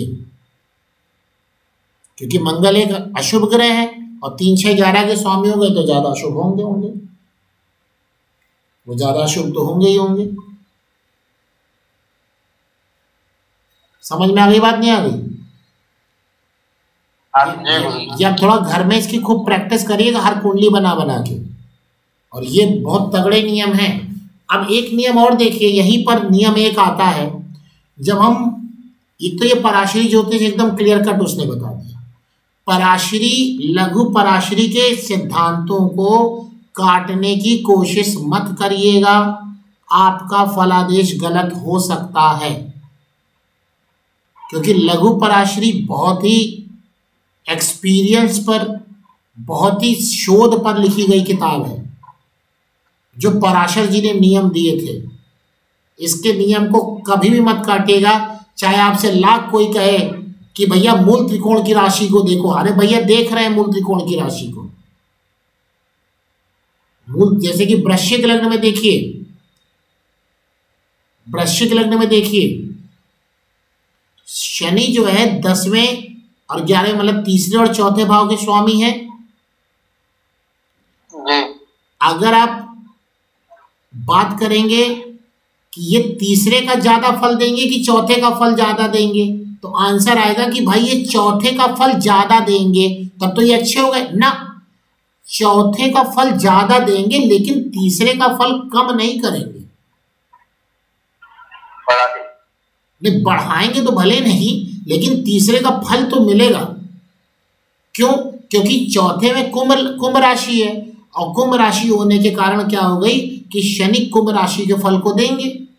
लेकिन आंख बंद मत कर लीजिएगा, वाह अब तो वृश्चिक लग्न में शनि आ गए, शनि चौथे का फल देंगे, और शनि पाप ग्रह है, और पाप ग्रह होने के कारण इनमें पाप खत्म हो गया, और वही वो तीसरे के भी स्वामी है, वो तीसरे के भी स्वामी है, तो पाप प्रभाव खत्म तो हुआ है, ये तो कन्फर्म है। लेकिन क्या हुआ कि तीसरे का फल भी आप तैयार रहिए। तीसरे का फल क्या होगा? कष्ट होगा, शारीरिक कष्ट होगा, जिसको देखेंगे उसको व्यक्ति उलझा हुआ रहेगा, लेकिन ये भी गारंटी है कि उसको फाइनेंशियली लॉस नहीं होगा। पैसे, अगर अब कोई व्यक्ति आ जाए, बताओ ये सब मारो, हमें जितना भी हमारा शरीर चला जाए, पैसा कैसा रहेगा, तो उसको बोल दो पैसा अच्छा रहेगा। कुछ लोग आते हैं ना, कहते हैं चोट वोट लगती है, पैसा बताइए कैसा रहेगा, तो पैसा अच्छा रहेगा। लेकिन आप समझ रहे हैं कि वो जो पैसा कमाएगा वो व्यक्ति, वो कहीं ना कहीं रोग में ही खर्चा करेगा, या अपने रोग में खर्चा करे, या जिसको वो देख रहा उसके रोग में खर्चा करेगा, तो वही बात समझ में। लेकिन अब व्यक्ति की मन की संतुष्टि, पता नहीं, सब अलग अलग प्रकार के लोग अलग अलग प्रकार से संतुष्ट होते हैं। किसी को शारीरिक सुख चाहिए और किसी को आर्थिक सुख चाहिए, दोनों ही है, दोनों ही यहाँ पर है। तो ये बात ध्यान रखिएगा कि लघु पराशरी के नियमों को नजरअंदाज बिल्कुल मत करिएगा। ये नियम मैंने बता दिया जी। कुंभ लगन में गुरुजी द्वादश का स्वामी शनि बनेगा, तो इसका फल क्या होगा? क्या लगन का, कुंभ लगन के कुंडली में शनि द्वादश का स्वामी बनेगा ना, हाँ, इसका फल कैसे रहेगा? तो देखिए, अभी इसके लिए एक नियम लिखवा रहे हैं, अभी आपको बताते हैं। इसमें एक नियम अभी और भी 1-2 नियम बाकी रहेगा, उसको भी लिखवा देंगे, तब आपको खुद आंसर इसका मिल जाएगा। ठीक है, तो इतनी बात आपको समझ में आ गई, यहाँ पर इतनी बात समझ में आ गई। अब आइए जरा कुछ और बातें। अगला रूल देखिए, ये बड़ा लघु पराशरी में ना एक अलग ही चैप्टर बना करके अलग ही पेज में 2-3 पेज का एक्सप्लेनेशन दिया गया है। क्या? जब कोई भी ग्रह लग्नेश के साथ अष्टमेश भी हो जाए, क्यों? पूरी कुंडली में सबसे खराब भाव कौन सा? अष्टम भाव। अब कोई भी ग्रह अगर लग्नेश के साथ अष्टमेश भी हो जाए तो भी उसको लग्नेश में इतनी ज्यादा पावर होती है, पॉजिटिव पावर होती है कि वो बुरे प्रभाव नहीं देगा। मतलब जैसे अभी तो संदीप जी ने पूछा कि 12वें का, हम कह रहे 12वां 8वें से तो थोड़ा अच्छा ही रहेगा ना, 8वां तो मतलब गुरुजी बताते लग्नेश को अष्टमेश का दोष नहीं लगता। हाँ, ये पराशरी नियम है। किसको नहीं लगता है, किसको नहीं लगता है?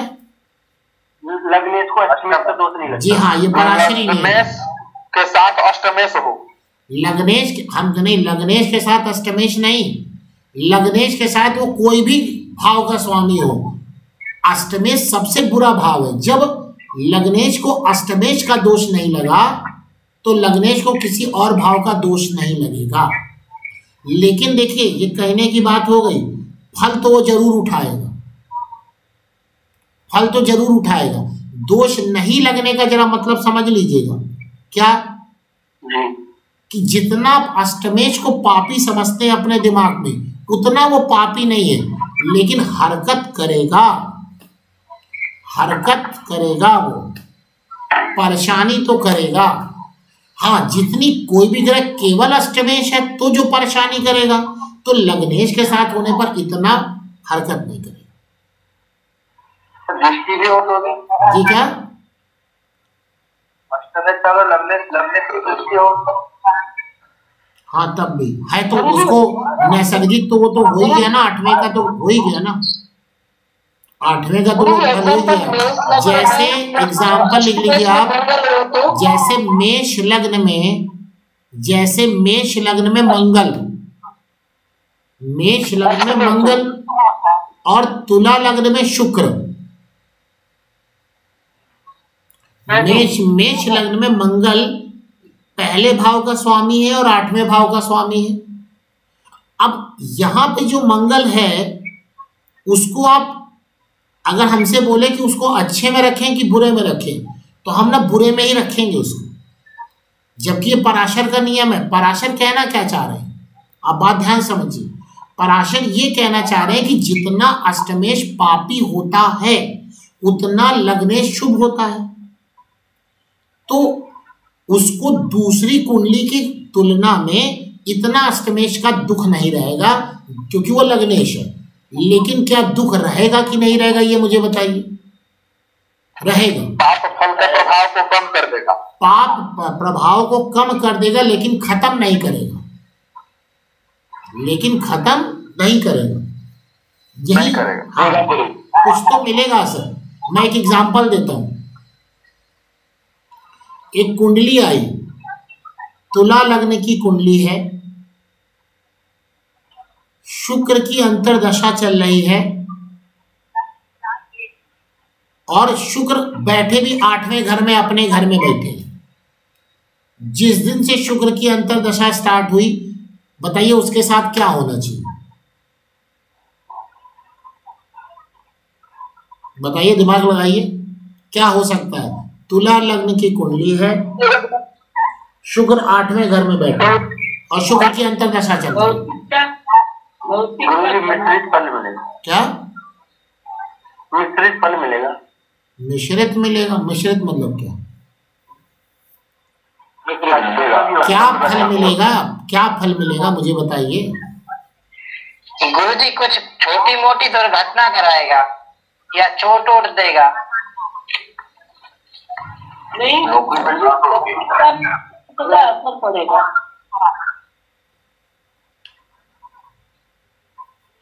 कम हो जाएगी। अरे ये सब ट्रांसफर हो गई, ट्रांसफर एक बार दूसरे भाव को देखा तो धन व्यक्ति समस्या हो, बैंक बैलेंस का काम करेगा। व्यक्ति बीमार रहेगा, बीमार व्यक्ति बीमार रहेगा, करेगा गुरुजी, व्यक्ति बीमार रहेगा। लग्नेश खुद हो गया और अष्टमेश का स्वामी है। अष्टमेश दीर्घकालीन रोग हो गया, लंबे समय तक का रोग हो गया, और लग्नेश है तो शरीर, और साथ में उसकी प्लेसमेंट भी कहाँ पर है, 8वें भाव में है। 8वें भाव में बैठा कर आप उम्मीद क्या कर रहे हैं उससे? व्यक्ति को उलझा के रखेगा अपने हेल्थ से रिलेटेड, एकदम सही बात है। लेकिन व्यक्ति बीमार होगा, ठीक होगा, बीमार होगा, ठीक होगा, बीमार होगा, ठीक होगा, बीमार होगा, ठीक होगा। क्यों बीमार होगा, ठीक होगा? क्यों? क्योंकि वो लग्नेश है और अष्टमेश है, तो बहुत लंबे समय तक बीमार भी नहीं रखेगा तो बहुत लंबे समय तक स्वस्थ भी नहीं रखेगा। गुरुजी दूसरी दृष्टि, दूसरे पे दृष्टि होगा धन भाव पे, तो बीमारी के हिसाब से धन व्यय होगा। बिल्कुल सही बात है। बीमार रहने का मतलब ही कि पैसे की बर्बादी होगी, वो तो आप कुछ भी लगा लीजिए। बीमार है तो आप ये क्यों सोच रहे हैं कि पैसा जो है उसका बचेगा। गुरु जी आपने बताया था अष्टमेश जहाँ होता है वहां खराबी करता है। अष्टमेश जहाँ होता है वो तो खराब करेगा ही करेगा, कन्फर्म है। तो यानी कि जो लघु पराशरी कहती है कि लग्नेश के साथ अगर अष्टमेश है तो उसको शुभ माना जाए। हम मानते हैं कि वो उतना अशुभ नहीं होगा जितना उस दूसरे की कुंडली में अशुभ माना जाएगा। अब यही तुला लग्न की कुंडली के बजाय किसी और लग्न की कुंडली होती और अष्टमेश की दशा होती और अष्टम में वो बैठा होता, तो आप समझ रहे हैं क्या असर आता उस पर। वो लंबे समय तक बीमार हो जाता, क्योंकि आठवां भाव लॉन्गिटिविटी का है, कोई भी काम लंबे समय तक खींच देगा, तो ये समस्या आ जाती। लेकिन यहाँ लंबे समय तक नहीं चलेगा। क्यों? अच्छा, पहले वो बीमारी क्यों पड़ रहा है? अरे भैया वो लग्नेश है। लग्नेश माने हमारे शरीर से रिलेटेड समस्या आनी, तो हमारे शरीर से रिलेटेड तो उसको समस्या आएगी। तो जब लग्नेश साथ में अष्टमेश भी हो जाए तो लघु पराशरी कहती है उसको इतना अशुभ फल नहीं मिलेगा। ये बात सही है, लेकिन अशुभ फल मिलेगा, ये भी बात सही है। एग्जाम्पल मैंने दिया कौन सा? जैसे मेष लग्न में मंगल और तुला लग्न में शुक्र, मेष लग्न में मंगल और तुला लग्न में शुक्र, ठीक है। अगला नियम लघु पराशरी में दूसरे और 12वें भाव को लेके लिखा हुआ है। इन्होंने बोला कि लग्न से दूसरा भाव और 12वें भाव के स्वामी ग्रह अपने सहचर भाव या ग्रह के आधार पर अर्थात उनके समान फल देते हैं। मतलब इस बात का समझ में आया? फिर से बोलिए। लघु पराशरी लिखती है दूसरे और 12वें भाव का फल एक अलग तरीके से बताया उसने। लघु पराशरी कहती है कि लग्न से दूसरे और 12वें भाव के स्वामी ग्रह अपने सहचर भाव के आधार पर फल समान फल देते हैं। इसका मतलब ये हुआ, जैसे अभी शायद संदीप जी पूछ रहे थे कि उनकी कुंभ लग्न है, शायद यही पूछ रहे थे ना संदीप जी? कुंभ लग्न, तो कुंभ लग्न में लग्नेश हो गए शनि और वहां द्वादश भी हो गए, 12वें के स्वामी हो गए, तो यहां शनि किसकी तरह फल करेंगे? लग्न की तरह। ये लघु पराशरी कहती है। ये किस रिस्पेक्ट में कही गई ये बात? शारीरिक रिस्पेक्ट में। क्या वो 12वें के स्वामी होने के कारण क्या 12वें का फल नहीं देंगे? तो मना ना करिए, देंगे तो, मना ना करिए, देंगे तो। क्या देंगे? 12वां भाव बाहर का है, लग्नेश शरीर का है, ऐसा व्यक्ति खुद ही बाहर चला जाएगा विदेश में। 12वां भाव जेल का है, लग्न शरीर का है, कुछ बोलना नहीं चाहिए। और भी स्थितियां देखनी पड़ेंगी। 12वां भाव हॉस्पिटल का है, लग्न भाव शरीर का है, हॉस्पिटल भी जा सकता है, आइसोलेशन का भी है, मेडिटेशन का भी है, गुरुजी 12वां है, क्या है?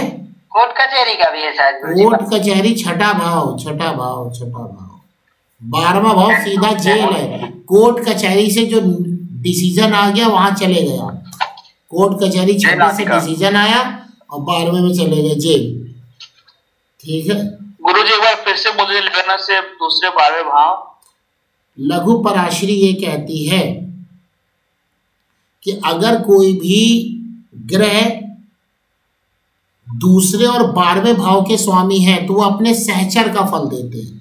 कहने का तात्पर्य यह है कि जहां पर उसकी दूसरी राशि पड़ी है वहां का फल वो देंगे। सही बात है, वहां का फल ज्यादा देंगे,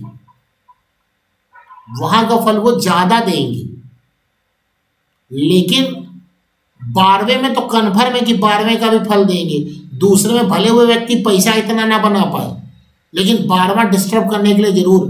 छठा, 8वां, 12वां तो ऐसी गड़बड़ है, वो आप उसके साथ ना लगाइए कि 12वें का फल नहीं मिलेगा, आपको मिलेगा।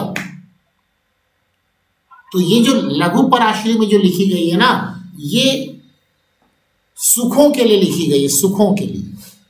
क्या सुखों के लिए? क्या पहले के समय में व्यक्ति घर छोड़ करके बाहर चला जाता था तो कहता है कि नरक की जिंदगी जी रहे हैं। आजकल विदेश जाता है तो फेसबुक पे स्टेटस डालता है गोइंग टू ऑस्ट्रेलिया, और एरोप्लेन के साथ फोटो खींचता है। तो आजकल स्टेटस हो गया है वो। तो पराशर के समय तो आदमी जब बाहर जाता था तो क्या था, तो दुख होता था भाई। आजकल दुख नहीं है। तो आप इसको अच्छा माने कि बुरा माने, अब ये डिपेंड करेगा। अब कोई व्यक्ति है वो बाहर नहीं जा पा रहा है, तो ठीक है, बाहर नहीं जा पा रहा है तो जहां घर है वो घर को छोड़ के बाहर चला जाए भाई, अपने निवास स्थान को तो छोड़ ही दे कम से कम। जिस चीज के लिए तो यानी व्यक्ति तो परेशान तो हुआ ही हुआ। अब जिसको होम सिकनेस है वो घर में बैठे रहेगा, हिलेगा नहीं तो क्या करेगा, उसको तो समस्या ही है। और जिसको घूमना पसंद है उसके लिए बहुत अच्छा है। तो क्या हो सकता है, हॉस्पिटल एक बार घूम आए जाके वहां पर, तो थोड़ा 12वें का असर कम हो जाएगा। क्या करें, अरे हॉस्पिटल में घूम आए, वहां जाके खाना वाना खा ले, जाके अपोलो में एडमिट हो जाओ 2-4 दिन के लिए। कहीं तो हमारा ब्लड टेस्ट करना है, एडमिट हो गए बढ़िया आराम से, सारा ब्लड टेस्ट करवा लिया अपना। अपोलो में घूम के आइए, मैक्स में घूम के आइए, वेदांता में घूम के आइए, वहां की सेवा करवा के आइए, 12वें का असर खत्म हो गया आपका बस। और लग्न और 12वें को मिला भी लिया। लग्न क्या, शरीर, अपने शरीर का चेकअप भी करा लिया आपने। तो ऐसी जब परिस्थितियां बने तो ये इसका उपाय भी आप कर लीजिए। तो ऐसे में आपको ज़्यादा अच्छा उपाय मिल जाएगा।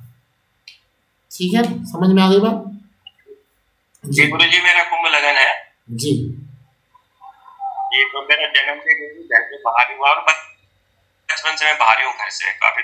चलिए, तो 12वां भाव आपने खुद ही, नहीं बाहर का मतलब कि आप कहाँ के हैं वैसे, ये मुझे पहले बताइए। उत्तराखंड, टिहरी गढ़वाल जी। टिहरी गढ़वाल उत्तराखंड, अच्छा एरिया है। और अभी आप हैं कहाँ? जी गुरु जी, ऋषिकेश में। तो बहुत अंतर थोड़ी ना है, टिहरी गढ़वाल और ऋषिकेश में बहुत अंतर नहीं है। कहने का मतलब 12वां भाव होता है जी, 12वां भाव ये होता है। अभी दशा किस चीज की चल रही है आपके ऊपर जी? शुक्र की महादशा चल रही है, तो भाई भोगी अच्छा है, अच्छी दशा चल रही है, योग कारक ग्रह की दशा चल रही है, तो कोई दिक्कत नहीं है। ठीक है, उसके बाद सूर्य, अभी तो शनि, जब शनि की अंतर दशा आया करे तो आप ऐसी जगह चले जाए करिए जहां पे आपको उत्तराखंड का कल्चर न मिले। साउथ इंडिया घुमाया करिए, वहाँ मतलब उत्तराखंड है। जब केतु की दशा थे गुरुजी, तो 7 साल गुरुजी में बहुत टाइम बन गया गुरुजी। कहाँ बैठा है केतु? केतु कहाँ बैठा है, 12वें में कि तीसरे में? छठे भाव में। तो ठीक है, छठे भाव में देखिए 12वें छठे से कनेक्शन आ गया, घूमिए खूब, तो घूमना ही है। और ऐसी जगह घूमिए जहां पर आपकी सभ्यता के लोग ना हो, ठीक है ना? ऐसी जगह घूमिए जहां आपकी सभ्यता के लोग ना हो, तो 12वां भाव कैंसिल होता है, ये ध्यान रखिएगा जी। तो मेष लग्न में शुक्र और इधर क्या 11 और गुरु। मेष लग्न में जो शुक्र होगा वो सप्तम का फल देगा और गुरु जो है वो नवम का फल देगा। ठीक है, मेष लग्न में शुक्र सप्तम का और गुरु नवम का, लेकिन गुरु के साथ नवम के साथ 12वें का फल भी मिलेगा। तो ये दूसरे भाव की चीज इसके साथ और भी यहाँ पर जुड़ गई। तो आप लोगों को समझ में आ गया, जो लोग आपके क्वेश्चंस थे वो क्लियर हो गए होंगे। अब सभी लग्न यहाँ पर आ गई। ये पराशर के सिद्धांत खत्म हुए। पराशर के सिद्धांत में हमने आपको ये बात बताई कि किस लग्न के लिए कौन सा ग्रह अच्छा और कौन सा ग्रह बुरा है, ये बात हुई।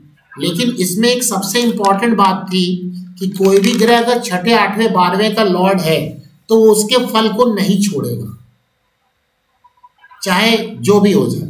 और 3, 6, 11 की बात अगर आती है तो 3, 6, 11 की बात आती है तो ऐसा व्यक्ति फाइनेंशियली लॉस तो नहीं लेगा, लेकिन बाकी सब चीज में वो उलझा हुआ रहेगा। ठीक है, अब इसमें एक मतलब देखिए, पराशरी सिद्धांत को याद करने के लिए 4-5 ही नियम है। सबसे पहला नियम है कि क्रूर पाप ग्रह केंद्र के स्वामी है तो पाप प्रभाव खत्म, शुभ ग्रह केंद्र के स्वामी है तो शुभ प्रभाव खत्म, त्रिकोण के हैं तो अच्छे ही रहेंगे। 6ठे 8वें 12वें यानी 3, 6, 11 भी अगर जितना ज्यादा पाप प्रभाव होगा वो उतने और पापी होंगे, जितना शुभ प्रभाव होगा उतने कम पापी होंगे। इसी कॉन्सेप्ट को लगा करके मैंने इतने सारे नियम बना दिए। यही बेसिक नियम है इसके, यही इसके बेसिक नियम है। दूसरे 12वें के लिए उन्होंने कहा कि वो अपने दूसरी जगह का फल देते हैं, दूसरा वाला तो मान लेंगे कि 12वां वाला तो फल मिलेगा, कम मिलेगा कि ज्यादा मिलेगा एक अलग बात है। अब यहां पर यह कहा गया, एक यहीं पर यह नियम है कि मूल त्रिकोण का फल ज्यादा मिलता है। ज्यादा मिलता है ये बात सही है, लेकिन केवल वहीं का मिलेगा ये बात गलत है लघु पराशरी के अनुसार। जैसे मैंने वृश्चिक लग्न में बात करी कि चौथे भाव में उसकी क्या है, कुंभ राशि है, तो क्या वृश्चिक लग्न में शनि चौथे भाव का फल देंगे, चौथे भाव का फल देंगे और तीसरे का भी देंगे। तभी मैंने आपको एक एग्जांपल बताया कि वृश्चिक लग्न कुंडली में शनि तीसरे भाव में बैठे थे, व्यक्ति को फाइनेंशियली तो बहुत प्रॉफिट हुआ, लेकिन वहीं उसके पिता को नुकसान हुआ। होना ही था उसको नुकसान, पिता को। तो ये चीजें आप समझ लीजिए। तो आपको क्लियर हो गई बातें, नहीं क्लियर हो गई? अब हम लोग चलते हैं बृहद पराशर होरा शास्त्र में, BPHS। बृहद पराशर होरा शास्त्र में यह बताया गया कोई भी ग्रह अच्छा और बुरा है वो कैसा फल देगा, ये हमने लघु पराशरी से समझ लिया। बृहद पराशर होरा शास्त्र समझने की कोशिश करेंगे कि वो अच्छा फल देगा तो कितना अच्छा फल देगा, और बुरा फल देगा तो कितना बुरा फल देगा। और बृहद पराशर होरा शास्त्र में कुछ और नियम की बात करी गई है। सबसे पहला यहां बल की बात करी गई है। पहला आइए काल बल डाल दीजिए, बृहद पराशर होरा शास्त्र, बृहद पराशर होरा शास्त्र।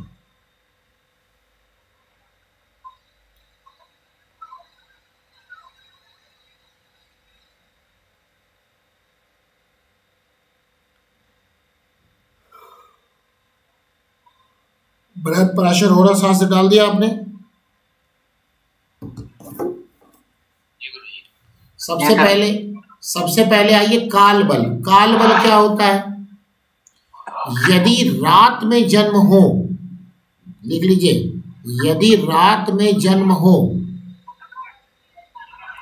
तो पेज नंबर क्या है उसका? पेज नंबर 362 जो मेरे पास है, 362 पार्ट 1। यदि रात में जन्म हो, रात में, तो चंद्रमा, मंगल और शनि बली होते हैं, ये काल बल है। और यदि दिन में जन्म है तो सूर्य, शुक्र और गुरु बली होते हैं। गुरु जी दोबारा बोला कि रात में जन्म हो तो चंद्रमा, मंगल और शनि बली होते हैं।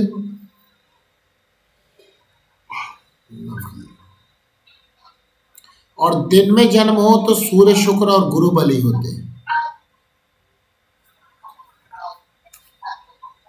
और बुध हमेशा बली होते हैं, बुध हमेशा बली होते हैं, चाहे दिन हो चाहे रात हो। दिन में जन्म हो तो गुरुजी कौन से बली होते हैं? सूर्य, शुक्र और गुरु दिन में, सूर्य, शुक्र और गुरु दिन में, चंद्रमा, मंगल और शनि रात में। गुरुजी सूर्य उत्तरार्ध में होने के कारण बोले जाते हैं ना जी। उत्तरार्ध क्या? उत्तरार्ध पार्ट में।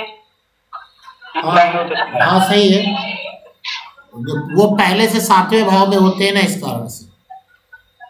और शुक्र भी 7 में ही होते हैं, 39 डिग्री के आसपास। जी जी जी। बुध भी। और गुरु जी कैसे? गुरु दिन के ही कारण, क्योंकि सूर्य गुरु पास में ही रहेंगे ना। ये सब रात्रि ग्रह नहीं है, दिन ग्रह। और बुध हमेशा बलि। जरा इन्होंने बात करी है तो आप समझिए जरा। जब सूर्य उदय होता है तो ये जहां भी बात चल रही हो या किसी का टीवी चल रहा हो तो प्लीज अपना माइक बंद कर दें। तो पता नहीं इतने लोग हैं, मैं समझ नहीं पा रहा हूँ किसका चल रहा है। एक जिसका भी हो बंद कर ले अपना। पूरे परिवार के साथ बैठ के जीतू जी भैया जी। नहीं, जीतू जी की तो खैर नहीं आ रही आवाज। पूरे परिवार के साथ बैठ करके ज्योतिष की क्लास का मजा लिया जाता है। ज्योतिष तो 8वां भाव है, वैसे भी आदमी अलग रह के पढ़े तो ज्यादा अच्छा है जी। जब सूर्य उदय होता है तो सूर्य व्यक्ति के लग्न में होगा और 2-2 घंटे बाद वो चेंज होता जाएगा। कैसे चेंज होगा? उल्टा मतलब सवेरे सूर्योदय का मान लीजिए 5 बजे से अगर हम लोग लेते हैं तो 5 से 7 या 7:30 बजे तक आपका रहेगा। चलो 6 बजे ले लेते हैं तो 6 से 8 लग्न में, 8 से 10 ये लगभग है, एग्जैक्ट नहीं जाएगा। 8 से 10 12वें भाव में उल्टा चलेगा, उल्टा। और 10 से 11 से, क्योंकि पूरा 12 तो नहीं होगा, 12 बजे वो चौथे भाव में आ जाएंगे, सॉरी 10वें भाव में आ जाएंगे। 12 और 1 बजे के आसपास, 12 साढ़े 12 1 बजे तक वो कहाँ पे होंगे? 10वें भाव में होंगे। 12 से 2 गुरुजी साहब। और ऐसे करते करते आप आ जाइए तो शाम के समय सूर्य कहाँ होंगे? 7वें भाव में होंगे, 7वें भाव में होंगे। ऐसे मध्य रात्रि में जन्म हो तो सूर्य 4थे भाव में होंगे। ऐसे आप क्या कर सकते हैं, किसी का जन्म समय निकाल सकते हैं। अब वो कोई व्यक्ति बोल रहा है जी, क्या एक फिर से दोहरा दीजिएगा गुरु जी। सूर्य उदय के समय लग्न में होंगे और फिर वो 2-2 घंटे बाद उल्टा चलने लगेंगे, 12वें भाव, 11वें भाव, 10वें भाव, 9वें भाव, 8वें भाव, 7वें भाव में। तो सूर्य उदय के समय लग्न में सूर्य होंगे, दोपहर के समय 10वें भाव में हो जाएंगे, शाम के समय जब सूर्यास्त होगा तो 7वें भाव में आ जाएंगे, 7वें भाव में आ जाएंगे। ठीक है। ऐसे मध्य रात्रि का जन्म हो तो किस भाव में आ जाएंगे बताइए? चतुर्थ भाव। ठीक। हमने आपके पास एक कुंडली आई और वो व्यक्ति बोल रहा है कि मैं 9 बजे मेरी जन्म समय है, सूर्य कहाँ पे होंगे बताइए? सेकंड हाउस कैसे हो जाएंगे? 12वें भाव। उल्टे चलेंगे ना सूर्य। हाँ, 12वें भाव में या 11वें भाव में, क्योंकि अब वो सर्दी और गर्मी के अनुसार थोड़ा अलग अलग टाइम हो जाएगा स्थानीय समय के हिसाब से जी। अब पता चला कि आपके पास कुंडली आई, व्यक्ति बता रहा है कि हम सवेरे 9 बजे हमारी पैदाइश है और आप कुंडली में देख रहे हैं सूर्य बैठे हैं 6ठे भाव में। आप कह देंगे कुंडली खराब है, गलत है कुंडली तुरंत। समझ में आई बात नहीं आई? क्योंकि भाई अगर सवेरे 9 बजे का जन्म है तो छठे भाव, हाँ छठे भाव में सूर्य कहाँ से आएगा? वहां क्या कर रहे हैं सूर्य? सूर्य को होना चाहिए इधर 12वें 11वें के आसपास, और वो छठे घर में। राइट, 9वें भाव में, 9 बजे जन्म है तो मेरा सूर्य 11वें भाव में। अच्छा चलिए बढ़िया। हाँ वही गर्मी ठंडी का थोड़ा अंतर आएगा, 12-11 से ऊपर थोड़ी ना हिलेगा। अब मान लीजिए आपका हाँ अगर 9 बजे आपका जन्म है और सूर्य आपके 10वें भाव में बैठे हैं तो ये तो कुंडली गलत हो गई ना।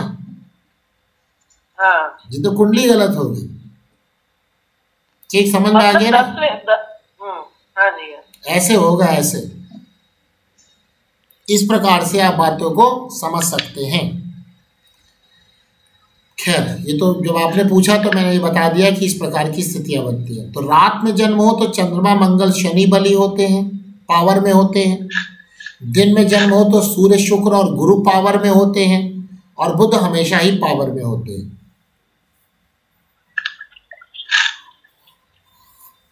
ऐसे आइए पक्ष बल। पक्ष कृष्ण पक्ष और शुक्ल पक्ष होते हैं ना, ऐसे पक्ष बल जैसे बृहद पराशर होरा शास्त्र में है। शुक्ल पक्ष में जन्म हो तो शुभ ग्रह पावर में होते हैं, शुभ ग्रह पावर में होते हैं। और कृष्ण पक्ष में जन्म हो तो पाप ग्रह पावर में होते हैं।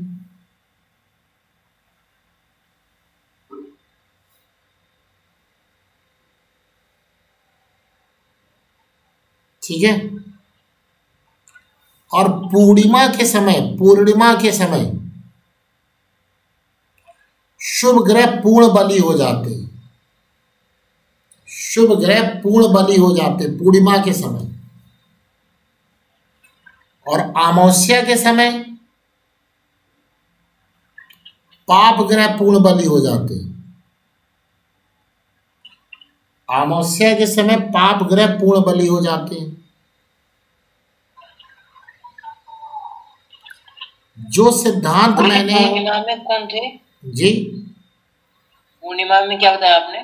शुभ ग्रह पावर में होते हैं, शुभ ग्रह पावर में होते हैं। और अमावस्या में पाप ग्रह पावर में होते हैं।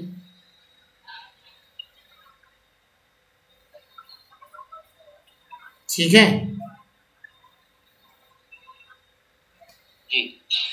अब यहां पे देखिए, जिस प्रकार से मैंने सूर्य के अनुसार आपको जन्म समय की बात बताई, तो सूर्य और चंद्रमा की दूरी के अनुसार आप तिथि निकाल लेंगे।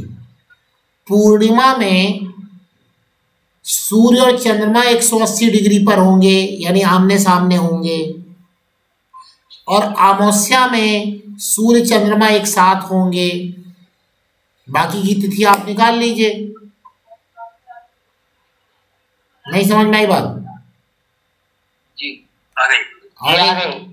अब कोई व्यक्ति बोल रहा है कि मेरा त्रयोदशी के दिन जन्म हुआ है, त्रयोदशी शुक्ल पक्ष की त्रयोदशी के दिन जन्म हुआ है, तो उस वक्त चंद्रमा और सूर्य के बीच में दूरी तो अच्छी खासी होगी। कम से कम सूर्य अगर पहले भाव में है तो चंद्रमा 8वें या छठे भाव में होंगे, 8वें भाव में हो जाएंगे। समझ में आ रही बात? शुक्ल पक्ष में हो जाएगा, शुक्ल पक्ष में हो जाएगा, शुक्ल पक्ष में ना एकदम उल्टे चले जाएंगे। अब ये आपने कहा कि ये होना चाहिए, कुंडली देखी, पता चला सूर्य पहले भाव में बैठे हैं, चंद्रमा जो है 12वें भाव में बैठे हैं, कुंडली गलत। ये सब सूत्र है कुंडली को सही और गलत पहचानने के। क्योंकि जो आपके पास वो क्या बोलते हैं, एक पेज में वो लग्न कुंडली बना के लेके चले आते, कहते पूरा भविष्य बता दो। पहले पूरी कुंडली तो बना लो, तब तो पूरा भविष्य बताए। पूरी कुंडली नहीं है, पूरा भविष्य जरूर चाहिए। समझ में आ गई बात? वो नहीं एक लेके आते एक बॉक्स में और कहते हैं कि हमारा पूरा भविष्य बता दो, तो पूरी कुंडली चाहिए तब पूरा भविष्य आएगा। क्या इष्टकाल, अरे वो जन्म कुंडली वाला नहीं, वो बना देते हैं वो पंडित जी जो मंदिर में रहते हैं। टेवा गुरुजी, टेवा टेवा। हाँ टेवा, कहीं टीपन कहीं टेवा कुछ बोलते हैं। जी जी जी। और कहते पूरा एकदम निकाल दीजिए कि एक एक समय निकाल दीजिए कि क्या होगा हमारे साथ, और कुंडली कौन सी है, वो टेवा टीपन। हाँ तो वो गड़बड़ है। तो पहले भाई कह दीजिएगा, पहले पूरी कुंडली बनाइए तब बात करेंगे जी। चतुर्दशी के दिन भी, कृष्ण पक्ष के चतुर्दशी के दिन तो सूर्य और चंद्रमा एक साथ आ जाएंगे। कृष्ण पक्ष की शुक्ल पक्ष की, कृष्ण पक्ष की, हाँ एकदम पास पहुंच रहे हैं। अमावस्या में सूर्य चंद्रमा एकदम पास होंगे, पूर्णिमा में सूर्य, अब किसी भी भाव में, अब भाई वो तो डिपेंड करेगा कि आपका जन्म कब है। सप्तम भाव में शाम को जन्म होगा, शाम को, अगर दिन में है तो सवेरे लग्न में होंगे। वो तो सूर्य संक्रांति से डिपेंड। हाँ उससे भी देख लीजिए। अब जैसे नहीं दिवाली के समय मुहूर्त निकाला जाता है कि भाई पूर्णिमा कब होगी, दिवाली के समय मुहूर्त में पूर्णिमा कब होगी, जब सूर्य और चंद्रमा एक ही डिग्री पर हो जाए, तो एकदम पूरी तरह से अमावस्या आ गई, पूरी तरह से अमावस्या। और उसमें हम लोग स्थिर लग्न देख लेते हैं और कह देते हैं इस वक्त पूजा कर लीजिए आप, स्थिर लग्न में, स्थिर लग्न में पूजा कर लीजिए। अमावस्या कब मानी जाएगी, जब सूर्य और चंद्रमा की एक ही डिग्री हो जाए, बराबर डिग्री, एकदम ओवरलैप कर जाएंगे। समझ में आ गई बात, नहीं आ गई अब जी। तो ये बृहद पराशर होरा शास्त्र में ये सारी बात दी है, ठीक। आपने षडबल सुना होगा, षडबल, ये षडबल वो बल है, षडबल वो बल है जिसमें हम किसी भी ग्रहों की ताकत देखते हैं। एक षडबल होता है, सप्तवर्ग बल होता है, षोडश बल होता है। इसमें ग्रहों की ताकत देखी जाती है कि कोई भी ग्रह कितने ताकतवर हैं, और इसी ताकत से ही हम लोग पहचानेंगे कि वो ग्रह अगर शुभ है तो कितना शुभ है, और अशुभ है तो कितना अशुभ है। समझ में आ रही बात, नहीं आ रही? अगर शुभ है तो कितना शुभ है, और अशुभ है तो कितना अशुभ है, ये हम लोग षडबल, षोडश बल और सप्तवर्ग बल उससे पहचानेंगे। तो ये बात हम आपको कल बताएंगे कि कैसे षडबल होता क्या है, क्या देखा जाता है, कैसे देखा जाता है, और उसकी मिनिमम लिमिट कितनी है, कैसे आप पहचानेंगे।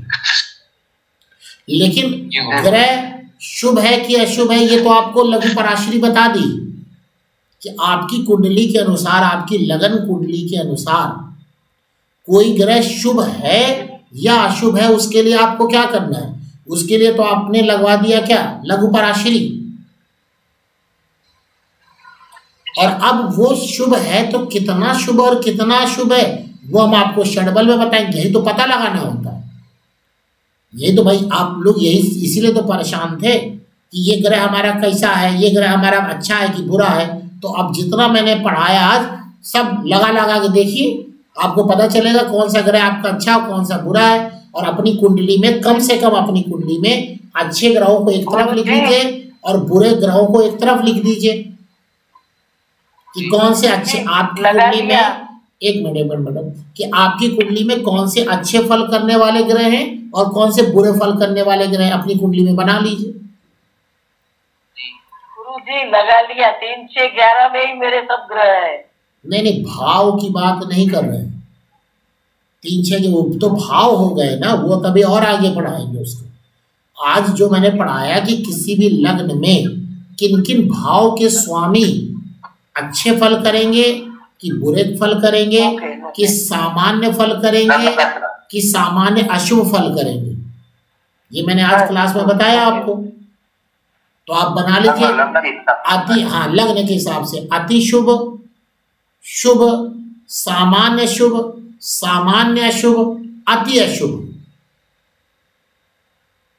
इससे पता चल जाएगा। अब मान लीजिए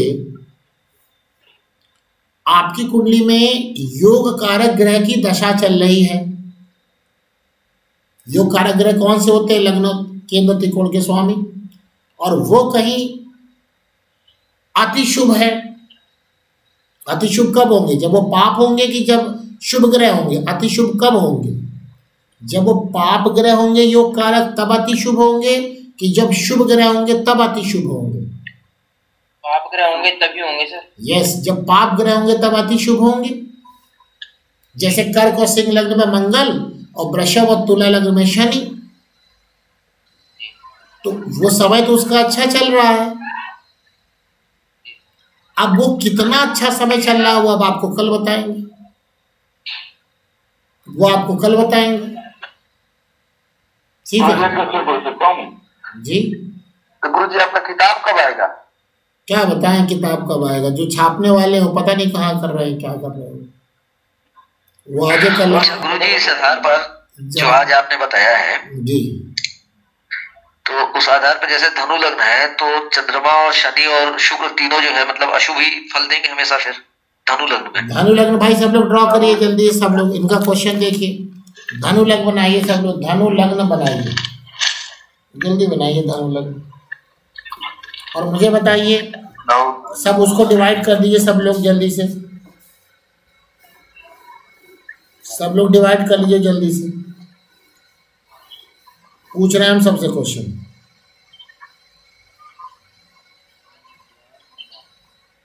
चलिए बताइए गुरु कैसा फल करेंगे? गुरु तो जी उनकी शुभता में कमी आएगी। कमी आएगी तो सामान्य शुभ होंगे कि सामान्य अशुभ होंगे? सामान्य शुभ रहेंगे गुरु जी। सामान्य शुभ होंगे गुरु जी। सामान्य शुभ रहेंगे, एकदम सही, क्योंकि शुभ ग्रह है ना, उनमें अशुभता तो कहीं से नहीं आ रही है। लेकिन उनकी क्या हो गई? उनकी शुभता भी तो खत्म हो गई, लेकिन अशुभता तो कहीं से नहीं आई, तो सामान्य शुभ हो गए। चलिए बताइए शनि कैसा फल करेंगे? शनि गुरु जी अशुभ फल देंगे। अशुभ फल, खराब ही करेंगे, खराब फल देंगे। क्यों? सामान्य अशुभ नहीं, सामान्य अशुभ नहीं, अच्छा खासा अशुभ। क्यों? क्योंकि दूसरे और तीसरे भाव के स्वामी है, और तीसरा भाव अगर पापी हो जाए तो ज्यादा पापी, और दूसरा भाव का कोई फल ही नहीं है। दूसरे भाव को बोला कि अपनी दूसरी राशि को देखिए, तो क्या होंगे? अति अशुभ हो जाएंगे। लेकिन ये है तीसरे भाव के स्वामी, तो किस चीज में अति अशुभ होंगे? बताइए किस चीज में अति अशुभ होंगे?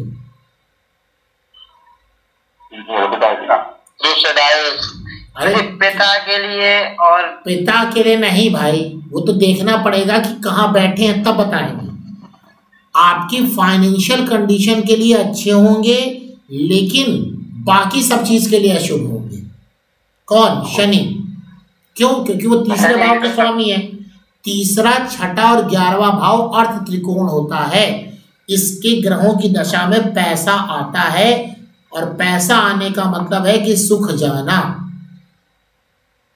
सुख क्या होता है? सुख जहां पैसा ना हो, ना पैसे के साथ साथ सुकून हो, उसको शुभ बोला गया है। और जब पैसा हाय पैसा, सुख है ही नहीं, पैसे आ रहा है और पैसा रुक भी नहीं रहा, तो उसको हम लोग अच्छा नहीं मानते।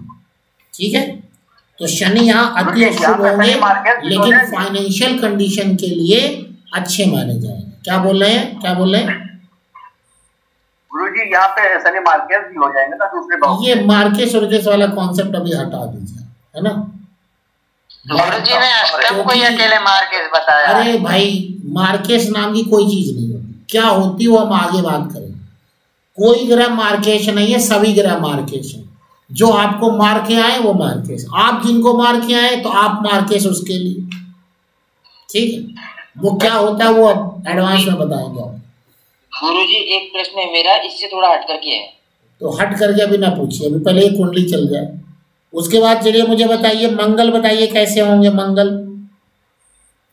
अशुभ होंगे गुरुजी। अशुभ होंगे? काहे अशुभ होंगे? अशुभ काहे अशुभ? एक पंचम में है और एक द्वादश भाव में। तो भाई अभी बताया कि एकादश। अरे एकादश कहाँ से आ गया? भाई मैंने अभी आपको बात बताई, ध्यान से आप लोग सिद्धांत नहीं सुनते। अभी मैंने आपको बात बताई कि दूसरे और 12वें भाव के स्वामी अपनी दूसरी राशि का फल देते हैं पराशर ज्योतिष के अनुसार,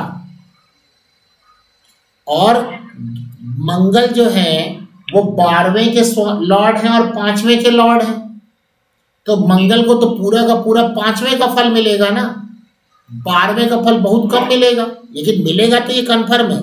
तो आप इनको क्या रखेंगे, शुभ में ही रखिए इनको। मंगल को किस में रखेंगे, शुभ में। जी ठीक है, तो शुभ में रखते हैं। नहीं समझ में आप लोगों को? आगे गुरुजी आगे चलिए गुरुजी, चलिए बताइए, शुक्र बताइए। शुक्र अशुभ रहेंगे गुरुजी, पक्का अशुभ रहेंगे, लेकिन ज्यादा अशुभ रहेंगे कि कम अशुभ रहेंगे? ज्यादा अशुभ रहेंगे। अरे नहीं, ज्यादा रहेंगे। नहीं ज्यादा कहाँ रहेंगे, अशुभ रहेंगे, ज्यादा नहीं कम अशुभ रहेंगे। सामान्य अशुभ ना रखिए, कम अशुभ रखिए। सामान्य माने नहीं, क्योंकि देखिए छठे और 11वें के स्वामी हैं, ये छठे और 11वें के लॉर्ड है जी। अब छठा और 11वां दोनों ही बेकार है, लेकिन शुक्र है तो शुभ ग्रह, तो जब शुभ ग्रह हैं तो बहुत ज्यादा शुभ कैसे कर पाएंगे? तो इस व्यक्ति को अगर धनु लग्न की कुंडली में अगर शुक्र की दशा चले तो बताइए क्या फल आप करेंगे इसको?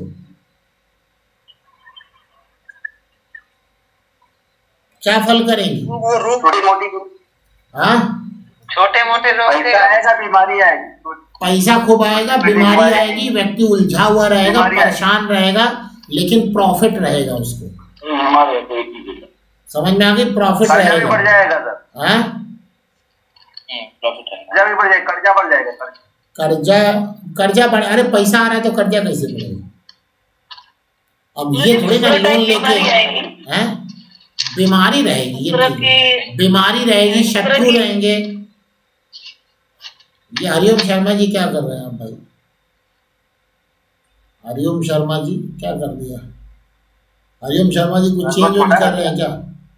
सर जी को छोड़ा कर दिया, ठीक हो गया सर जी, ठीक हो गया। ठीक, शुक्र की बीमारी आएगी। देखिए बीमारी आएगी, शत्रु बढ़ेंगे, कोई केस उस भी हो सकता है, ये सब तो मान लिया। पैसा आएगा,